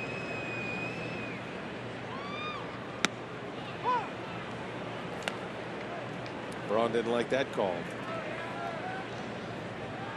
Ryan rarely swings 3-0. Certainly wouldn't offer it a pitch out there. And a slider on 3-0. There's no surprise over this guy. He throws so many. Probably see another one here. 3 balls and a strike. Travis Shaw at first. And Braun in the air to left field down on the end of the bat. And that will retire the side. Inning is over. Brewers lead it 2-0. 5 in the books at Miller Park on a beautiful Wednesday afternoon.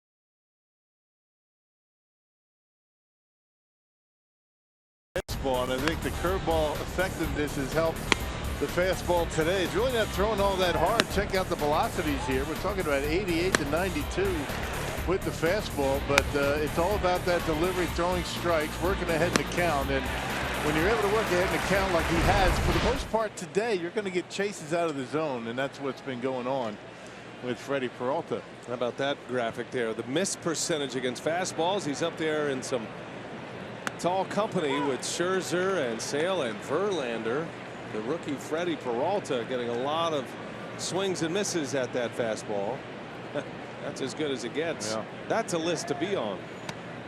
Some of the elites in the game. I was trying to work in a changeup right there.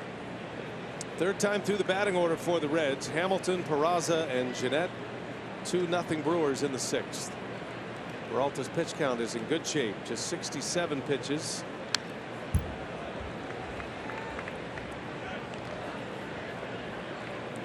Freddy's only given up 2 hits, both singles.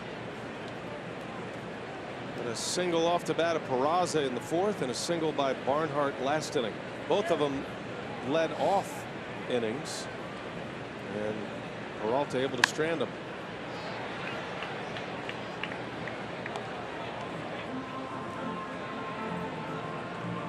Hamilton is 0 for 2. A ground out and a fly ball out. Peralta's been on the attack today, working quickly. 1-2, foul back.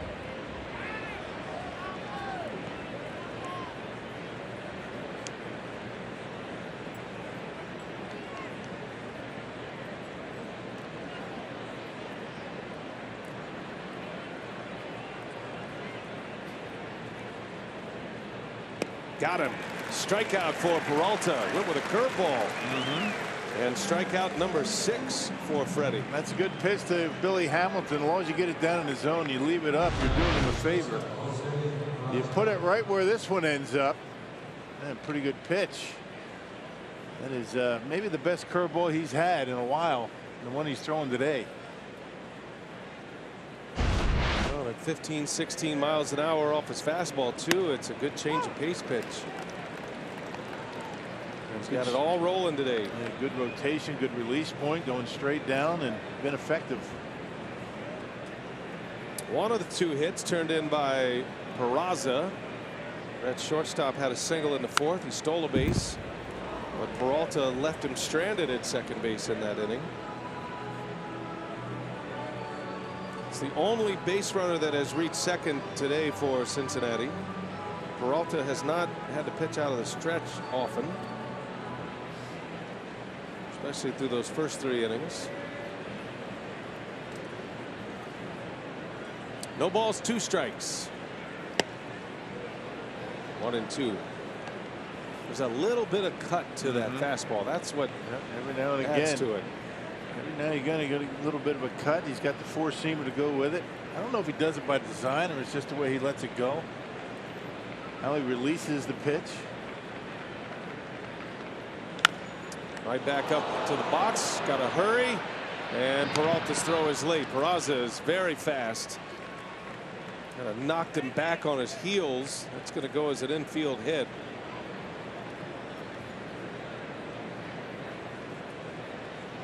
And Reds had a number of those last night. Good pitch, ate him up inside. And one hopper right back at him, not able to keep it in the glove. If he catches it cleanly, it's a routine out. But now a base runner, Scooter Gennett at the plate.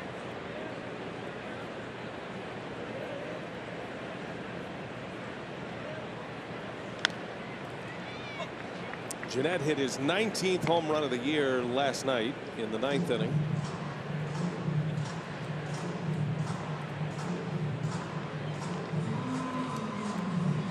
Last year, in his first year with the Reds after he was released by the Brewers out of spring training, hit 27 home runs, drove in 97. He's at 19 and 75 this year. That change of scenery doing Scooter some good.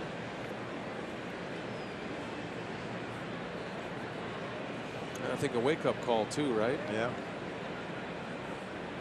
No guarantees in this game. Got to perform, and he has. Had the opportunity maybe more than anything else. He wasn't going to get that chance with the Brewers. He had gotten a lot of opportunities with Milwaukee. It kind of hit his way into a platoon.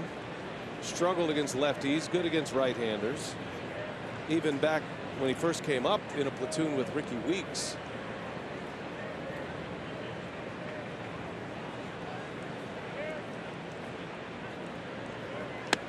Something clicked with him, and you got to give the Reds credit. They took a chance on Gennett. They had an opportunity to play him, and remember he was playing in the outfield to start last year. He was not at second base until he started hitting.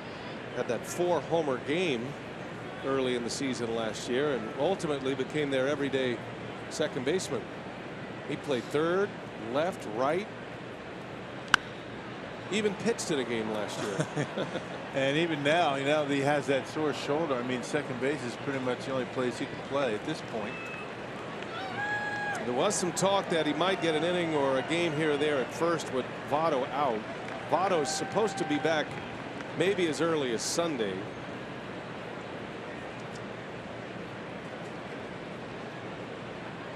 The Cincinnati born Scooter Gennett. 2-2 pitch. Got in on his hands, and a foul ball right back off the umpire.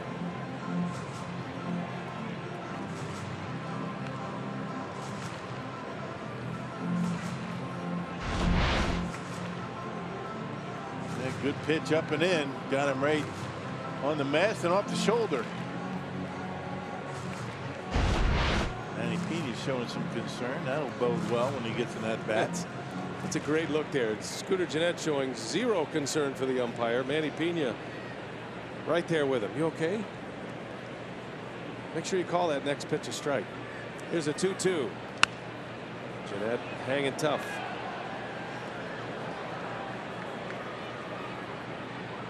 Umpires somewhat in that catcher's fraternity when it comes to getting beat up on a daily basis. Both of them can understand what the other goes through.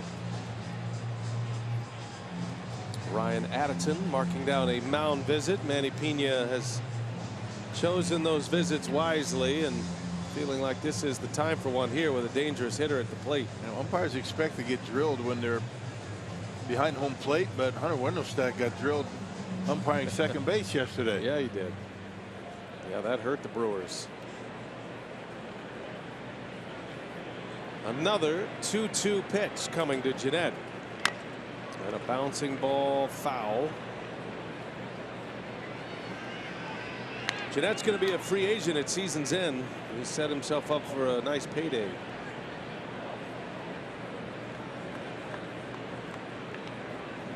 He'll be 29 next year as he hits a free agency.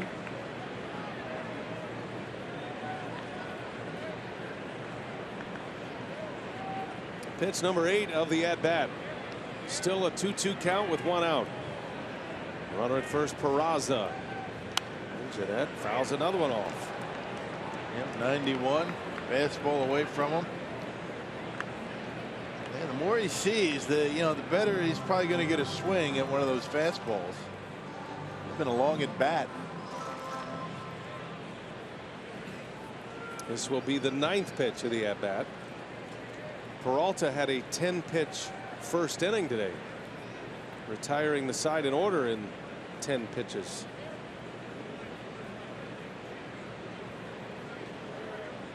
Doesn't get a lot of ground balls, but would love one here. He has gotten a double play ball today. It ended the second inning. 2-2 again. Gennett a shot, and it's backhanded on a hop by Scope. Throw to first. A double play. What a play by Scope. Had a modified shift on, had to go to his backhand side, and a clean pick turned into a 6-3 double play. That was a beauty. Jonathan Scope, another terrific double play, and the inning is over.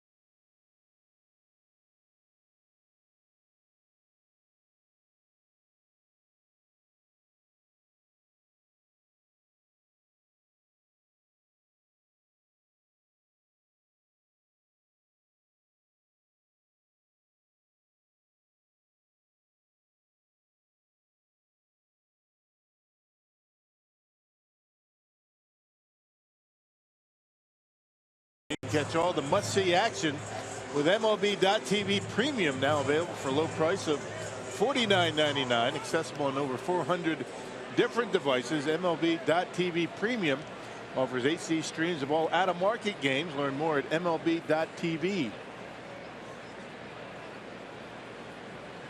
Jonathan Schoop will lead off for the Brew Crew here in the 6th inning. Schoop has been a part of 2 double plays in this one, both well turned. Schoop took that one all on his own to end the top of the 6th inning.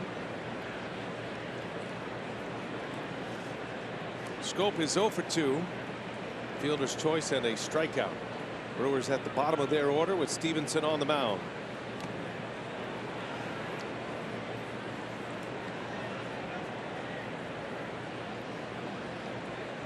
From Curacao, Jonathan Schoop.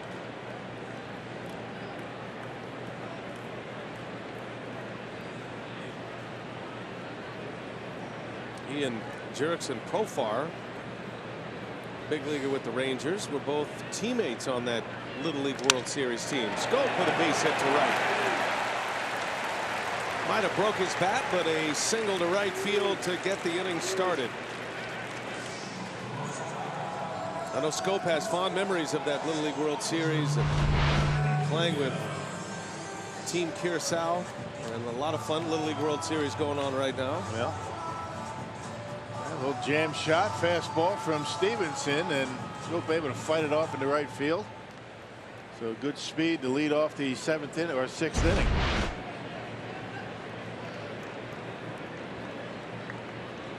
And now Manny Pena, who has a single and was intentionally walked. He's been on twice. Back up the middle, base hit. 2 pitches producing 2 hits for the Brewers. Back-to-back singles, 2 on with nobody out. And that'll give the pitcher Peralta a chance to get a bunt down. I think Riggleman's on his way out to make a change. So the Red skipper is going to the bullpen here in the 6th inning. The Brewers threatening. Boy, a few runs here could deliver a knockout punch the way Peralta's pitching. Stevenson is out.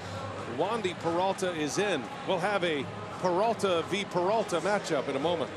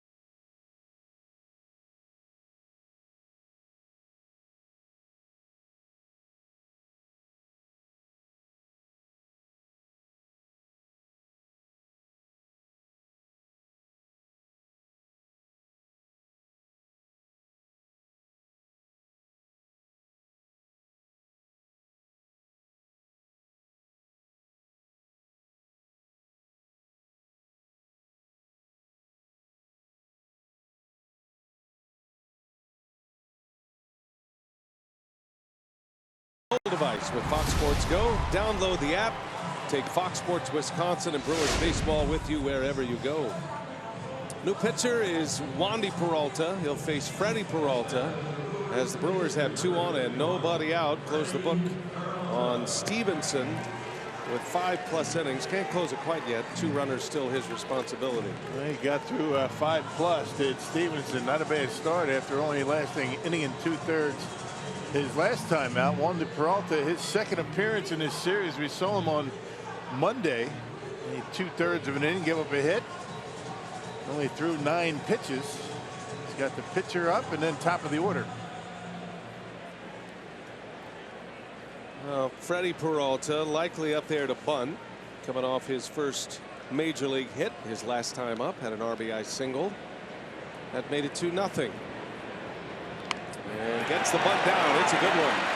Only play is first base. Low throw dug out by Jeanette. And Peralta continues his excellent day. And it had to be perfect because both corners were crashing hard. He bunts that down the lines. There's probably going to be a play somewhere at third base, or able to advance both base runners. Well done by Freddy Peralta. Deading that one nicely right on the edge of the grass. A standing ovation for a sacrifice bunt. Brewers fans appreciating that. Had to put it in the right spot. So second and third now, top of the order. Here comes Yelich. Reds have their infield in.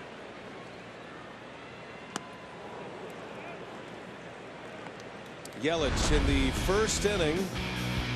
StatCast AI powered by Amazon Web Services. 414-foot blast. Christian Yelich has 2 homers in the series. That one is in the air to shallow left field. Long run for Herrera, and he can't get there. It's down. Scope winds it up. He'll score. And it's an RBI for Yelich. A little flare falls. 3-0 Milwaukee. Well, turnabout's fair play. The Reds did that to the Brewers yesterday. Right off the end of the bat. Able to dump it in front of Irvin, who was playing deep. Christian Yelich coming into that at bat, hitting .338 against lefties. Amazing success against southpaws for Christian. And it's now a 3-0 game. Still just one out. And Scope gets the read and scores the run. Pena to third. Christian Yelich now 64 runs batted in, 3 hits and a walk here today. Kane takes a strike. Lorenzo with a base hit back in the third inning. He had a single to center field. 1 for 3.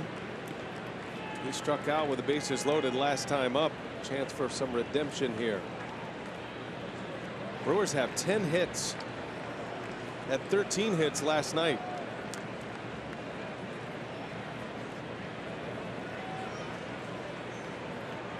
Kane has been tough on left-handed pitchers all year. Only Joey Votto, or rather Nolan Arenado, has a better batting average against left-handed pitching this season.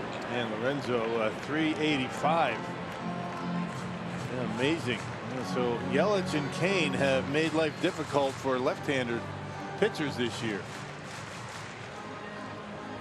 Nolan Arenado is hitting .406 to lead the league. Kane is second. 0-2 the count. Chopper, tough play. Coming in Jeanette. And no play. Infield hit. Pena scores. It's an RBI for Kane. And it's 4-0 Brewers. See, it all evens out, doesn't it? Yesterday it was the Reds. And the Brewers taking advantage of some infield hits and some weak contact tonight, or today. There you go. Pretty good pitch that time by Peralta. Kane gets on top of it. That run in and all hands safe.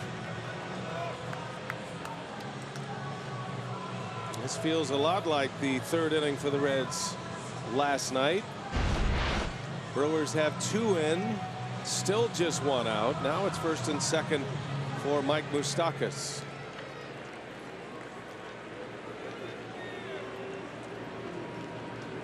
You can hear some of the moose calls coming down on Moustakas.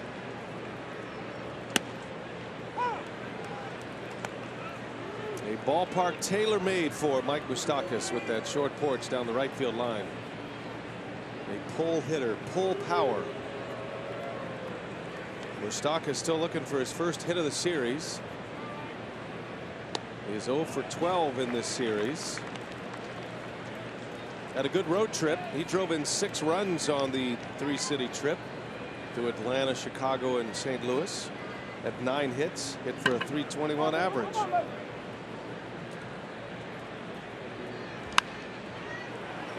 Pop up into foul territory. Herrera will run out of room. For whatever reason, the Reds have Moustakas' number this year. He had played against the Reds as a member of the Royals. And with his 0 for 3 today, he is 0 for 20 this year against Cincinnati pitching. The dew bucket is full.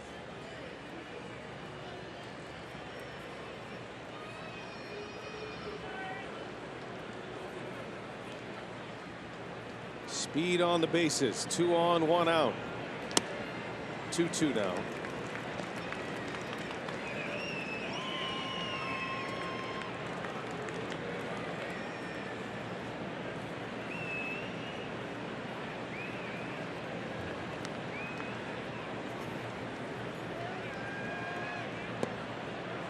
And now it goes full. Well, let's see if Yelich and Kane are going to be on the move now. Got some pretty good speed on the bases. Will be important for Moustakas to make contact here. You got the big fella on deck. 3-2-1 out. And they stay put. Moustakas takes ball 4. They're loaded up. Jesus Aguilar coming up. 2 runs are in, and the Brewers a chance to make this one a big inning. Jesus leading the Brewers in homers on the Powerball home run count. 29 on the year.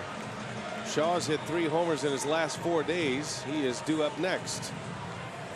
Jesus Aguilar is top 4 in the National League in homers, slugging percentage, and RBIs.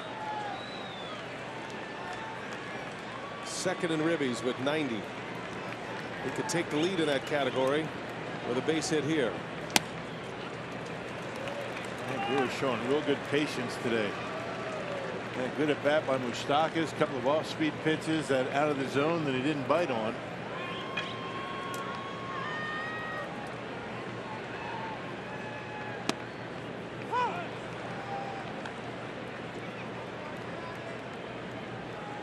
Only 1 out in the inning. That was a sacrifice bunt by the pitcher Peralta at the plate. 4 hits and a walk. 2 runs are in, and Aguilar takes a strike. 1 and 2 the count. That change up on the corner. Good pitch.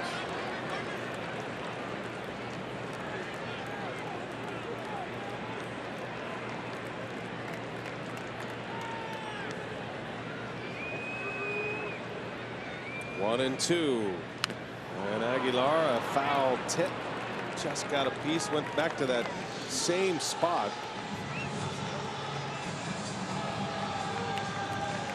Same spot on the changeup. Game on the line right here. Brewers lead 4-0. Can put it into cruise control with a big hit. Playing the 6th. Aguilar takes a ball. 2 and 2 now. The league leader in RBIs is Eugenio Suarez of the Reds, who's not in the lineup today. He's got 92. Jesus with 90. Suarez sits on this afternoon game. 2-2 pitch in the dirt. Ball 3.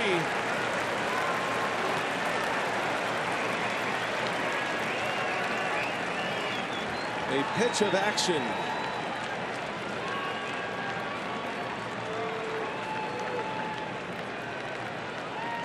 Nowhere to put him. 3-2 is a little bouncer back to the mound, out at the plate, and out at first. Aguilar bounces into a 1-2-3 double play to end the inning. However, the Brewers get a pair, and they lead 4-0 as we go to the 7th.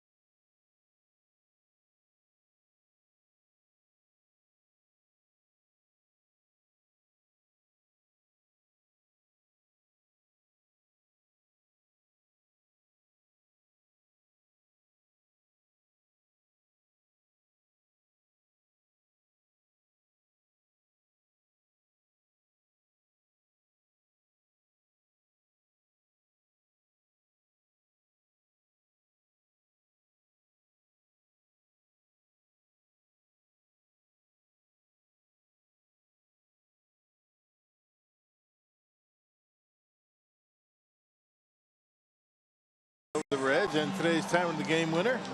Charlie's in lacrosse. If they call the Brewers by 10 o'clock tomorrow morning, they get 40 tickets to a Friday night game in the Miller Lite Beer Pen. This offer courtesy of the Tavern League of Wisconsin and Miller Lite. Great crowd today on a Wednesday afternoon. Freddy Peralta is pitching a gem. 6 shutout innings. He starts his 7th. Craig Counsell tightens up defensively. Brewers lead 4-0. And Mason Williams takes a strike. Orlando Arcia is in to play short. That bumps Scope over to second base, which bumps Travis Shaw to third base.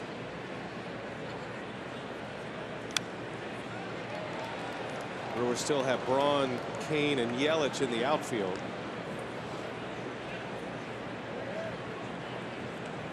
Four runs on 11 hits. Reds have no runs on 3 hits. All 3 hits are singles. One of them an infield hit. Mason Williams walked in the 2nd. Peralta has issued 2 walks to go along with 6 strikeouts. And a 2-hit shutout, make it a 3-hit shutout. You know, Counsell would love to see him get through the 7th inning. Pitch number 88, and a swing and a miss, a strikeout for Peralta, number 7. Well, the idea in the head of these Cincinnati hitters that it could be the curveball because it's been such a good pitch for him, and sneaks another fastball by him. The fastball been averaging about 89, 90 miles an hour tonight. Not that hard, but very effective. Elusive. Because of the other stuff. I mean, the curveball's been for strikes, so you have to be aware of that pitch too. First ball swinging, Phillip Ervin. Routine fly ball to left. 2 outs for Peralta.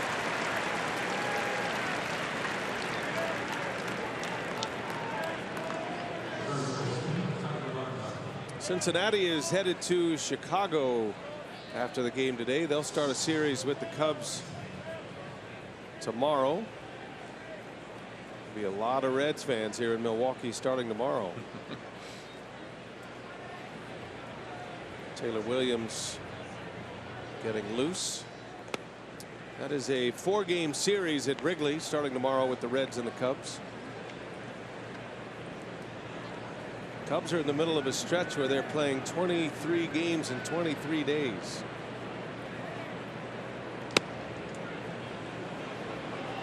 Well, they played tonight in Detroit. Cubs lost last night in Detroit. Brewers couldn't capitalize. Let one get away against the Reds, but a chance to win the series with a victory today. And just keep winning series. I mean, sweeps are nice, but you know, rare. Yeah, win 2 out of 3. That'll get you in. 2-1 the count on Tucker Barnhart. 2 outs in the 7th, and a swing and a foul. Count evens at 2-2. A pitching matchup tonight in Detroit. John Lester for the Cubs. He has struggled in this second half. Pitched pretty well his last time out, though. Went 6 scoreless against the Pirates. Francisco Liriano, the former Pirate, on the mound for Detroit tonight.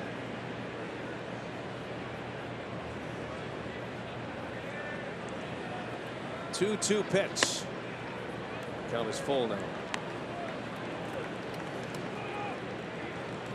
St. Louis will be in LA tonight again. They'll wrap up that series with the Dodgers. Flaherty and Buehler are the pitching matchups in that one. Jack Flaherty, Walker Buehler. Jam shot, fly ball to center. Kane on the way back. He's got it, and Freddy Peralta is through 7. A 3-hit shutout through 7. Peralta with 7 strikeouts. 4-0 Brewers.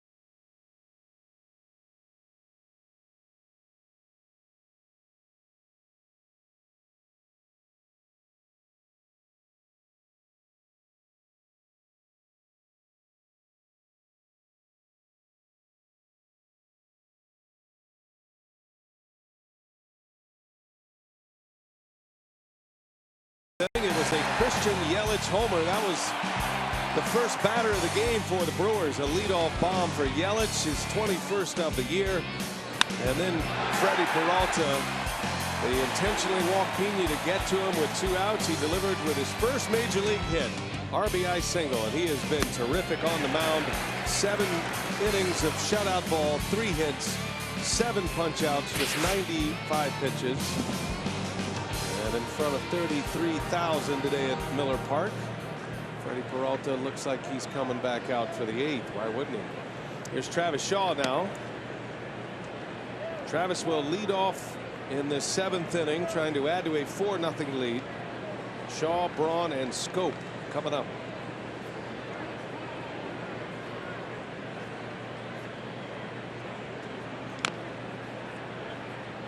Juan De Peralta continues for the Reds. Came in last inning out of the bullpen.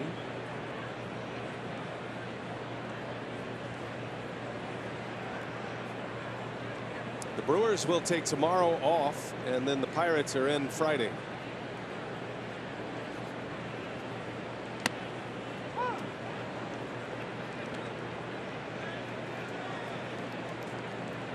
Rotation is set up for Milwaukee for the Pirates series. Wade Miley, Jolie Chacin, and Chase Anderson. All pitching well. Yeah, I was just going to say every one of them coming off pretty good starts. Miley's riding a 2.18 earned run average. Chacin just beat the Cardinals. There's Shaw into right field, hit well. Williams can't get it, and it bounces out.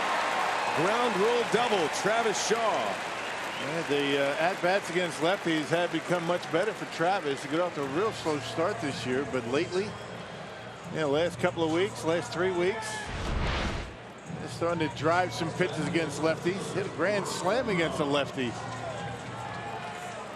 a couple of weeks ago. Nice easy swing, not trying to overswing, over the head of Williams. Good start to the 7th. Brewers keep the pressure on. Travis Shaw at second base to start this inning. Ryan Braun now, who has 2 hits, 2 doubles. 12 hits for Milwaukee. They've stranded 9. Reds got to feel like they're still in the game somewhat. Down only 4-0, but the Brewers have kept the pressure on. Every inning they have had at least 1 man reach base, and most innings multiple runners on base. Yeah, Reds have only had 3 different 3-up, 3-down innings in this series. The Brewers have been able to put some runners on base.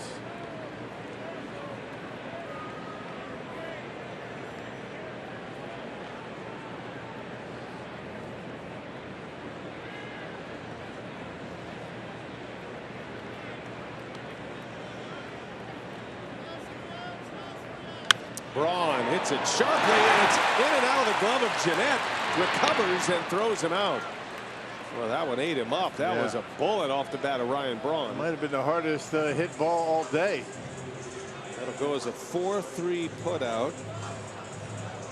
Does not tell the story, though. Ryan Braun rattles the glove of Scooter Jeanette. Almost took his glove off his hand.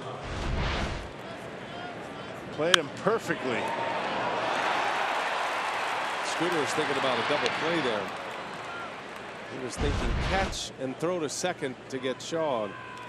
Took his eye off it for a moment. Recovers for the out, and now Scope.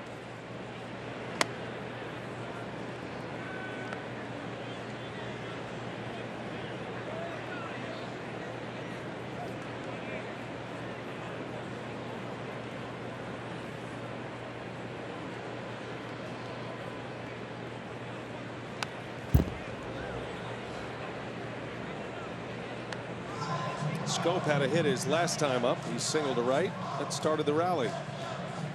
Scored the 3rd run. Brewers got 2 last inning. RBIs from Yelich and Kane.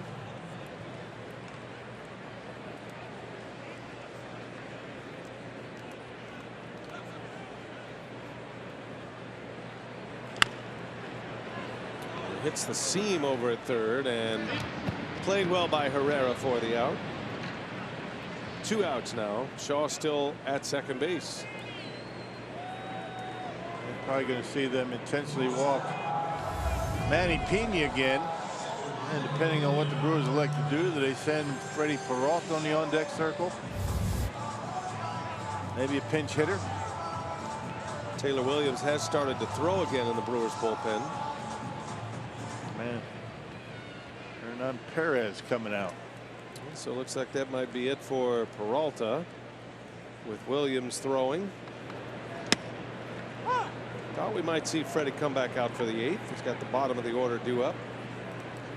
He's done. That doesn't happen, that conversation, until they're done.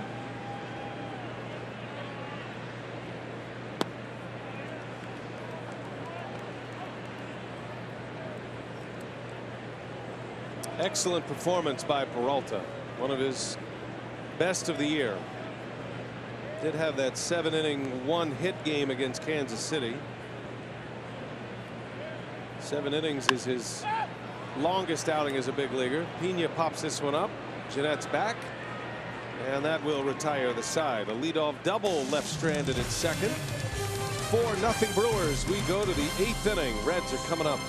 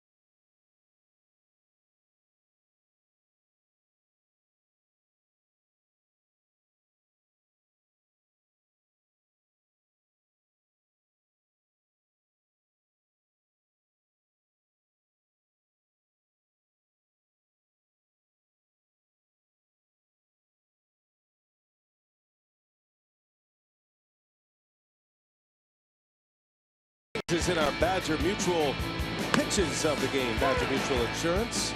And Freddy Peralta was on his A game here today when the Brewers needed it most. And we talked about on their Pizza Ranch for the win, the fact that you need to minimize the walks. He was able to do that.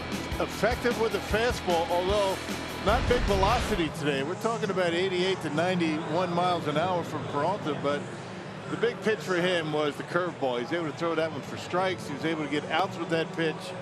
And because of that curveball, his fastball was much more effective today. 7 innings of 3-hit ball for Peralta.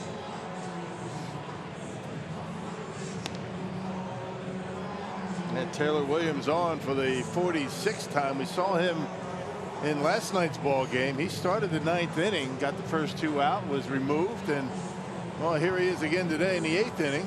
And good numbers for Taylor. Looked crisp and sharp last night. A 397 earned run average. He's got the bottom of the Reds order coming up. It'll be Kurt Casale to lead off. Dilson Herrera to follow, and then the pitcher spot. Taylor Williams. And first ball swinging, fly ball to Kane. 1 pitch, 1 out for Williams.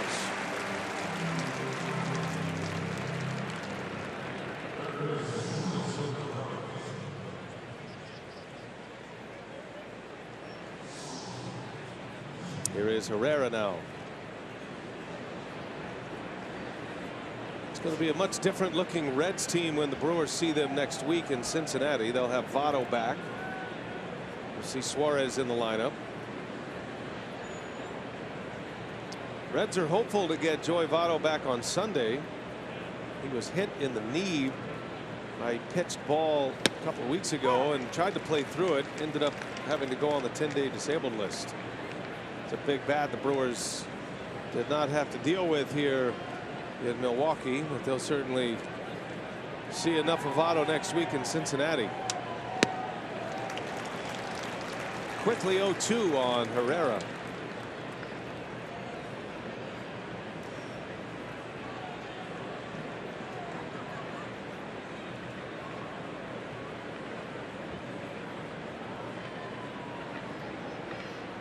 Such a difference without Votto in the lineup, isn't it?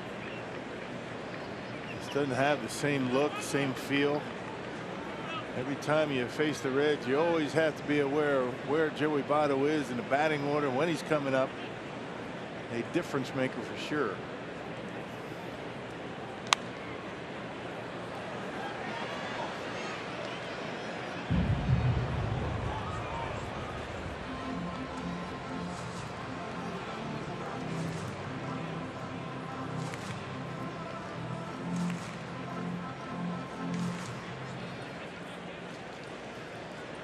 Taylor Williams working this 8th, has 1 out.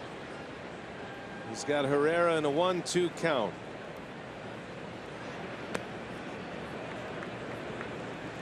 Joey Votto is still the league leader in on-base percentage. He and Bryce Harper are tied for the league lead in walks. Even when he's not 100%, which he wasn't when he was hit by a pitch, he was still getting on, still drawing his walks.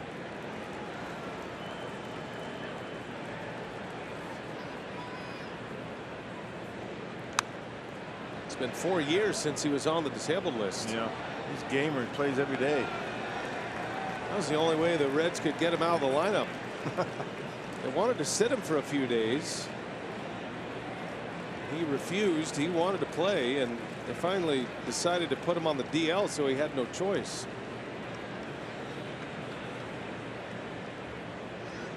Two the count on Herrera.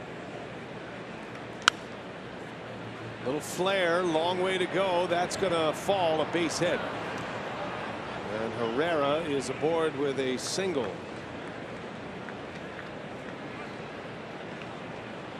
Pretty good pitch. Herrera had to make contact on it, dumps it down the line. And the benefit of putting the ball in play with 2 strikes, right? Not trying to pull it. Good pitch off the outside corner, right off the end of the bat, but he does put it in play and ends up on first base.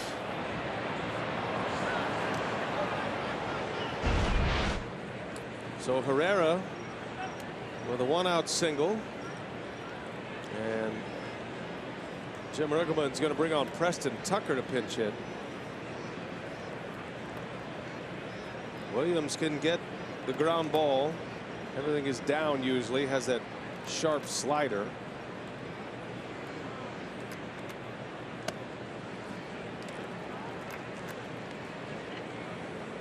Brewers have turned 2 double plays today. Both of them ended innings. 4-6-3 double play in the second. Shaw to Scope. And then Scope made a heck of a play on a pickup on a liner by Scooter Gennett on a short hop. Turned into a 6-3 double play. There's a strike. Slider is in there. 1-1 on Preston Tucker, the pinch hitter.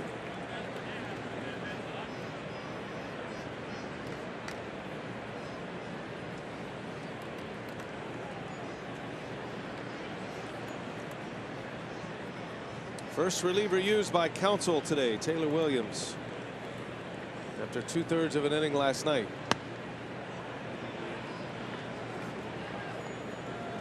Just missed the top of the zone. That was a strike. Lorenzo Cain early in the game. Williams did go to the DL in early August with an elbow injury, missed 8 games a couple of weeks ago. Has come back strong. They'll ask if he went. Checks his swing. 3-1 now.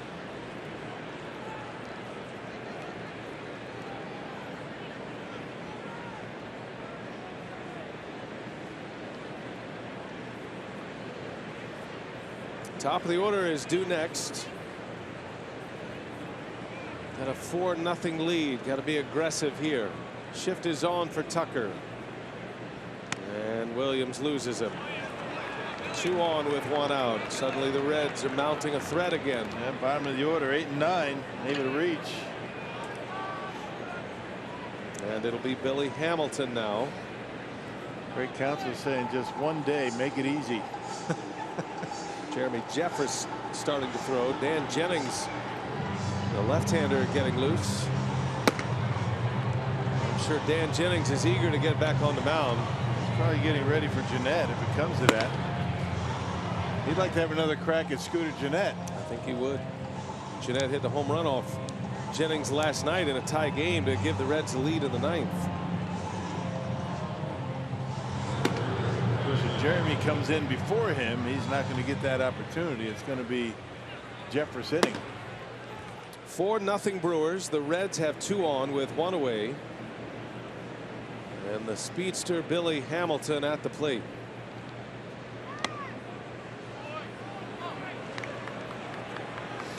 Hamilton is statistically the toughest to double up in the National League. He's only bounced into 1 this year.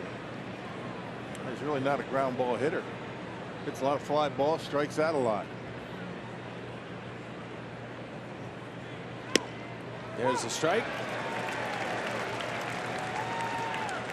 1-1 the count on Hamilton, who is 0 for 3.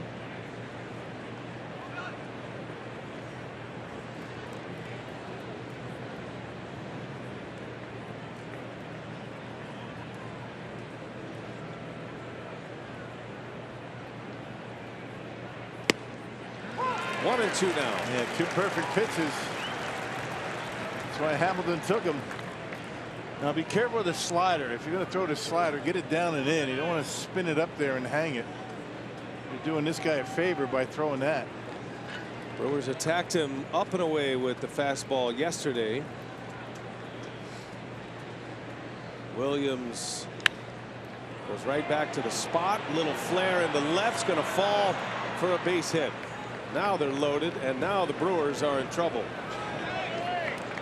Another example of the Reds putting it in play with 2 strikes. I mean, just trying to put the barrel on the bat, just trying to make contact, and they dump it into left field.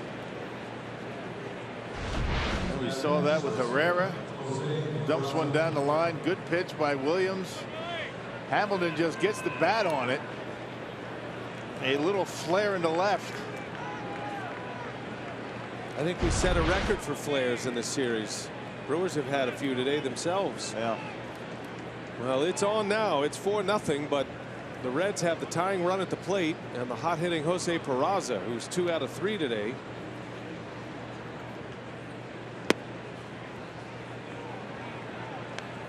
There's not been anything in this inning hit with any authority whatsoever. Because Williams didn't help himself by walking Tucker.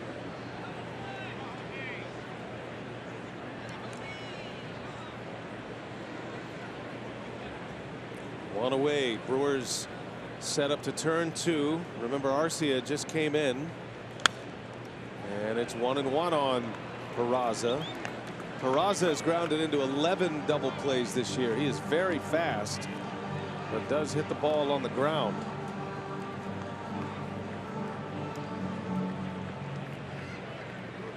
Williams would love to get one on the ground right here.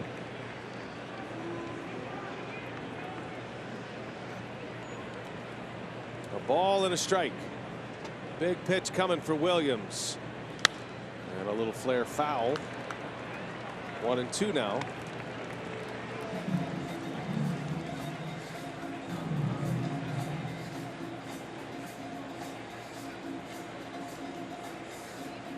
Williams got the first out on the first pitch of the inning. 2 strikes single, little flare to right, and then a walk to the pinch hitter Tucker. And then a 2-strike single by Hamilton.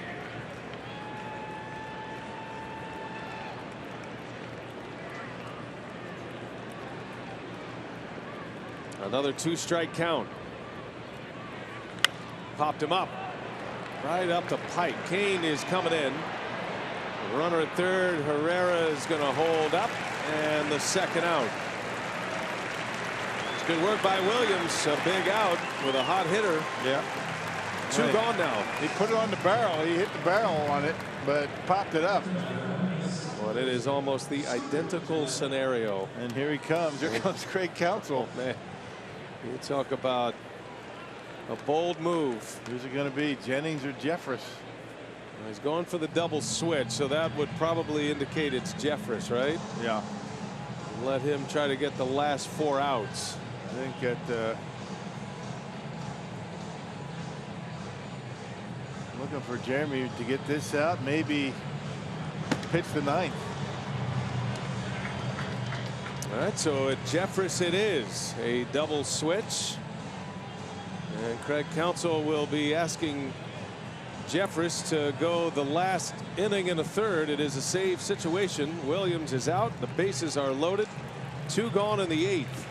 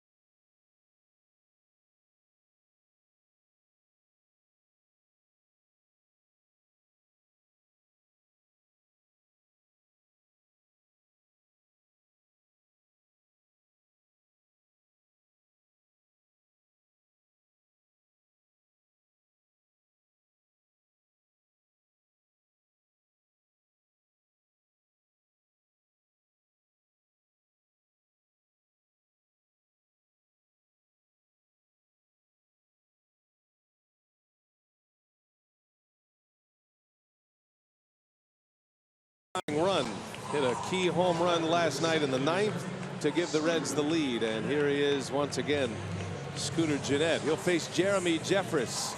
2 outs in the inning. The bases are loaded. They had yesterday off after pitching back-to-back days against St. Louis and the Reds on Monday. Yeah, it looks like Craig Counsell's looking for 4 outs out of Jeremy Jeffress as Hernan Perez takes over at second base on a double switch. So Perez will lead off in the bottom of this 8th inning. And the screws have tightened here at Miller Park. They're loaded up for Gennett. This is the 3rd consecutive game that Gennett has been at the plate with the game either tied or him representing the tying run. He grounded into a double play against Jeffress in the 9th inning on Monday to end the game. Hit a home run in the 9th yesterday to break a 7-7 tie. And now here he is again with the bases loaded. Up and to count in his favor.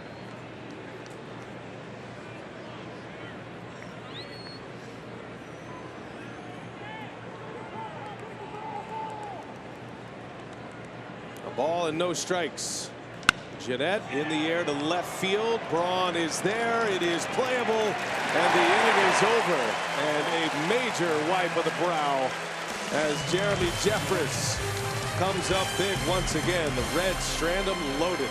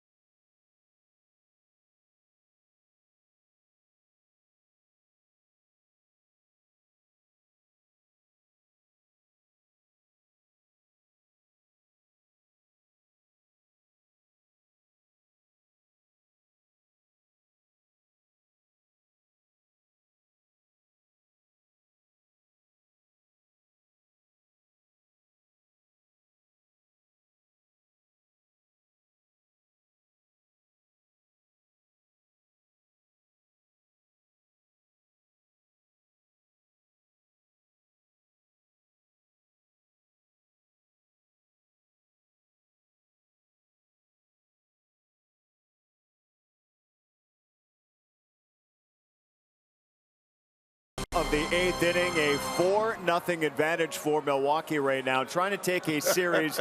This is what it's all about. Get series wins right now. And what a job by Freddy Peralta to get him there. I'll tell you what, we talked in the beginning of the game and what the breaking ball would mean to him. Today, very efficient with the breaking ball. Using it in all counts. I'm going to tell you what, helped him expand the strike zone. The fastball really came into play. 10 of his 13 starts, Freddy Peralta has given up 3 hits or fewer. Pretty phenomenal numbers there. We'll break it all down here from Craig Counsell. Sophia's got post-game interviews as well. Fredert and the Medical College of Wisconsin. Our Brewers Live post-game report coming up after the ball game. All right, Craig and Augie, thanks. Looking forward to that. And here is Hernan Perez, who will lead off. Came in on the double switch. Jeremy Jeffress strands the bases loaded, and the Reds come up empty in the 8th. 4-0 Brewers, bottom of the 8th. And the Reds have Amir Garrett on the mound. First appearance in this series.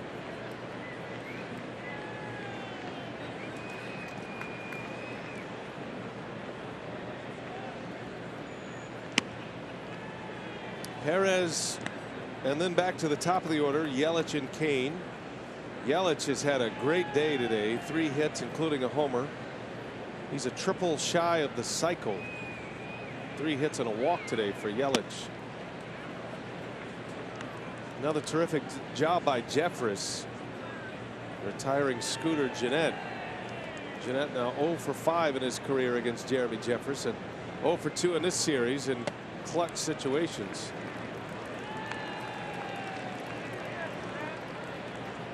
Yeah, unbelievable work. You know, he and Hader all season long. Hasn't been often that they have not been able to get the job done. Brewers are a different team when Jefferson Hader are available. Perez draws the walk. Lead man on as the Brewers try to tack on a few. This remains as a save situation for Jeffress as long as he's in the game, no matter the score. Since he came in with a save situation to get out of it. Yep, and 3 more inherited runners stranded for Jeremy Jeffress. I mean, that's kind of commonplace for him. There's a good nugget on Christian Yelich. Only Scooter Gennett with more 3-hit games. Yelich with his 14th 3-hit game, and that is going to be gloved by Gennett, but nobody home, and the throw gets away. Make it a 4-hit game for Yelich. 4 for 4 with a walk. First and second, nobody out. Yeah, time to put this one away right here. The Brewers are in a golden opportunity with the top of the order up to put a couple of runs on the board, and Christian Yelich finding a nice hole. Still another base hit for Yelich against a lefty.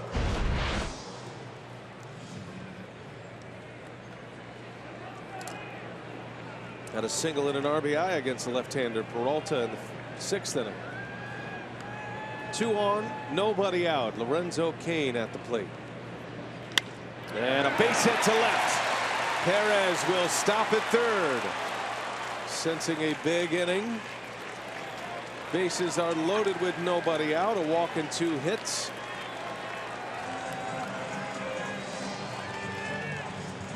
Lorenzo Cain with a 3-hit game. These 2 guys, Yelich and Cain, have been on base 7 times today. Amazing. Make that 8.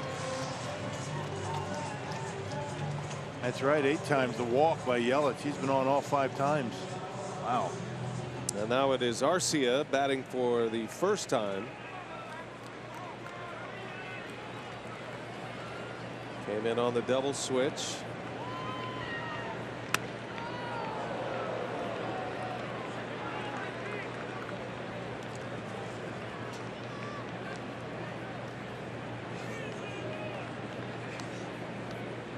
Bases loaded, nobody out. Brewers lead 4-0, and Arcia takes ball 2.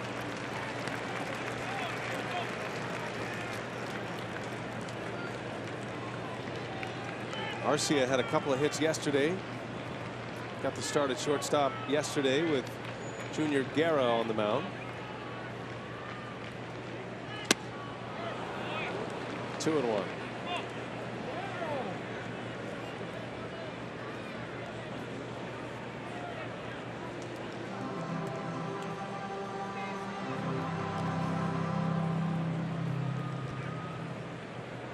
Reds don't bother bringing their infield in here.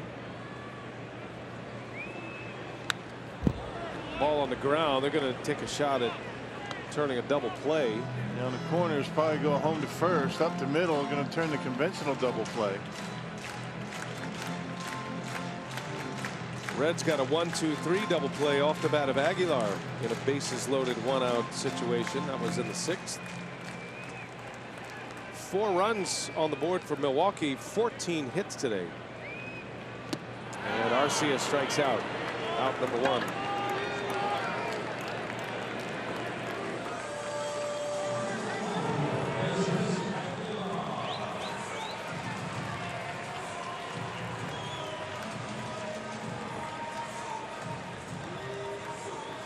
Well, Aguilar will get another chance. Baseball is a game of redemption in which you have to have a short memory, good or bad, success or failure. On to the next one, and Aguilar has a chance to deliver that knockout punch.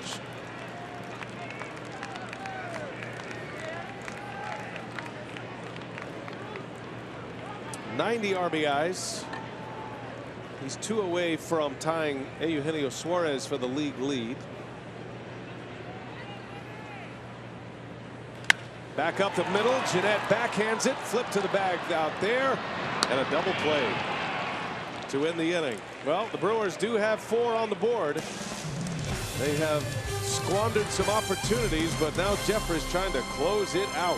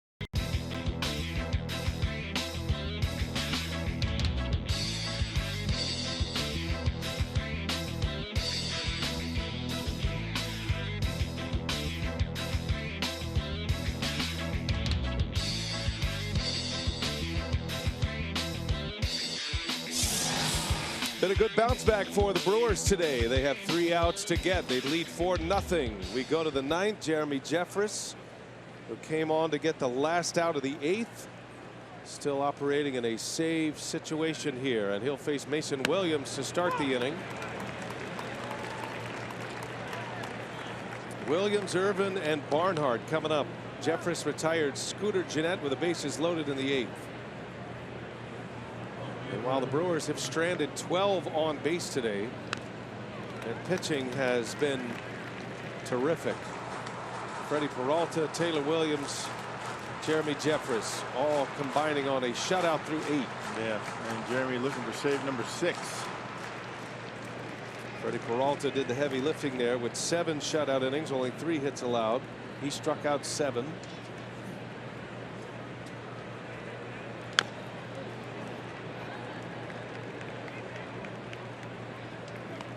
Saw Corbin Burns pitch well last night out of the bullpen. Freddy Peralta, good game today. future is bright on the mound for the Brewers. Going to get a healthy Jimmy Nelson back next season.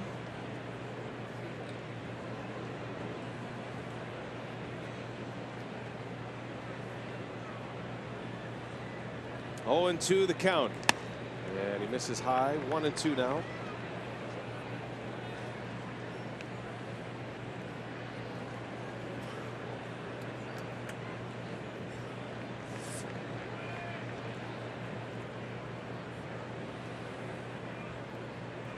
Got him. What a pitch.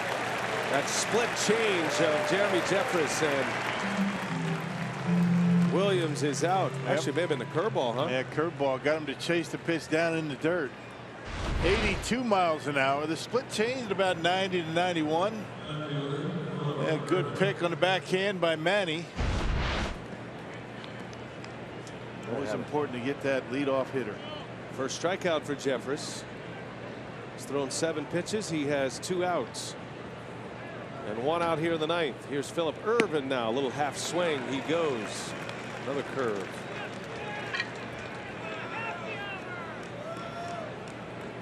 One of those rare late game relievers, high leverage relievers with 3 pitches. Most throw only 2. Jeffress is confident with all 3, including that blistering fastball. Power sinker, 95 miles an hour, and it's quickly 0-2 on Phillip Ervin.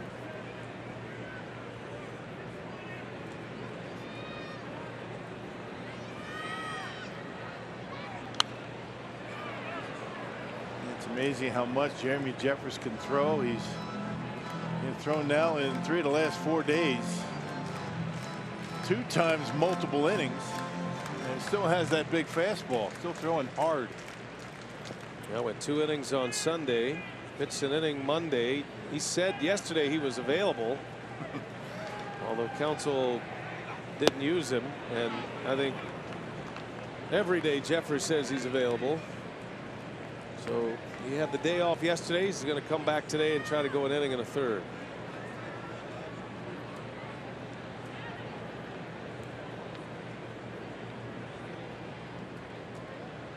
One ball, 2 strikes. A little flare right field. Yelich will ease under it for out number 2. 1 out away from a series win for the Brewers. Trying to win their 3rd in the last 4 games. Off day tomorrow. Miller Lite What's on Tap back at it on Friday night. 6:30 is airtime. Wade Miley, Joe Musgrove for the Pirates. Yeah, pitching well as Miley. 5 innings is all his last time out against the Cardinals. Brewers would eventually win that game.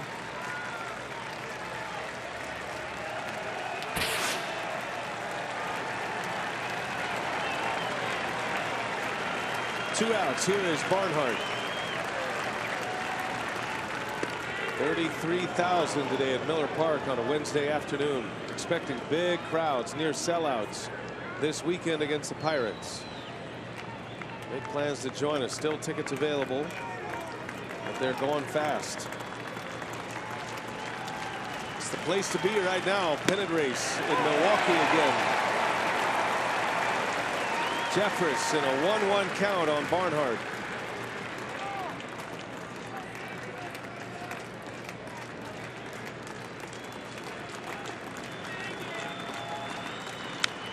One and 2.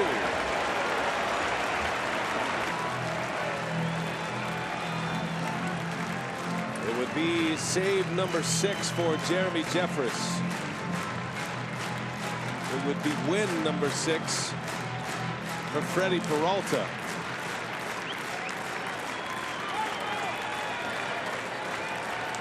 A strike away. The 1-2 and a swing and a foul. Barnhart just got a piece of that one. Brewers are trying to shut out an opponent for the 11th time this year.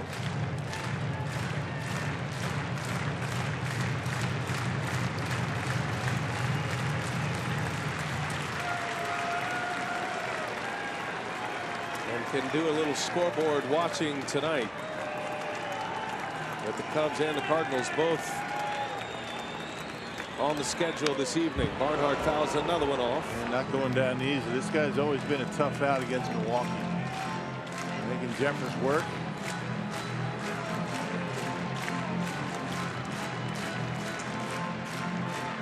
Cubs are in Detroit tonight. Cardinals are in Los Angeles.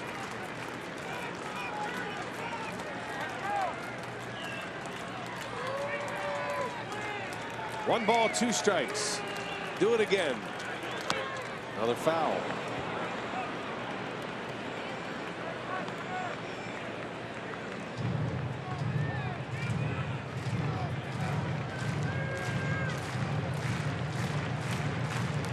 Wade Miley and a big start coming up Friday. They're all big from here on out.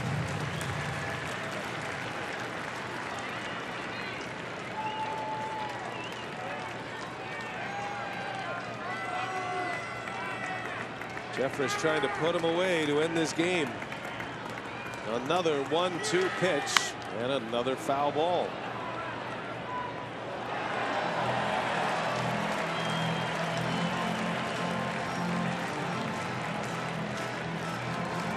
Brewers will have 19 home games left.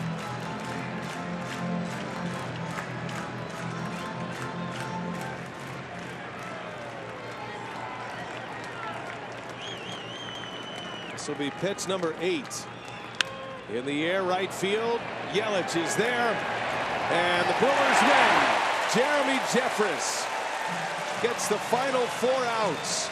His 6th save of the year. The Brewers win this one 4-0 over the Cincinnati Reds. Yeah, Freddy Peralta outstanding today. The Brewers able to muster just enough offense. And how about Jeremy Jeffress? I mean, 3 of the last 4 days he's pitched a lot, a couple of saves in that stretch, and end up winning the series against these Reds.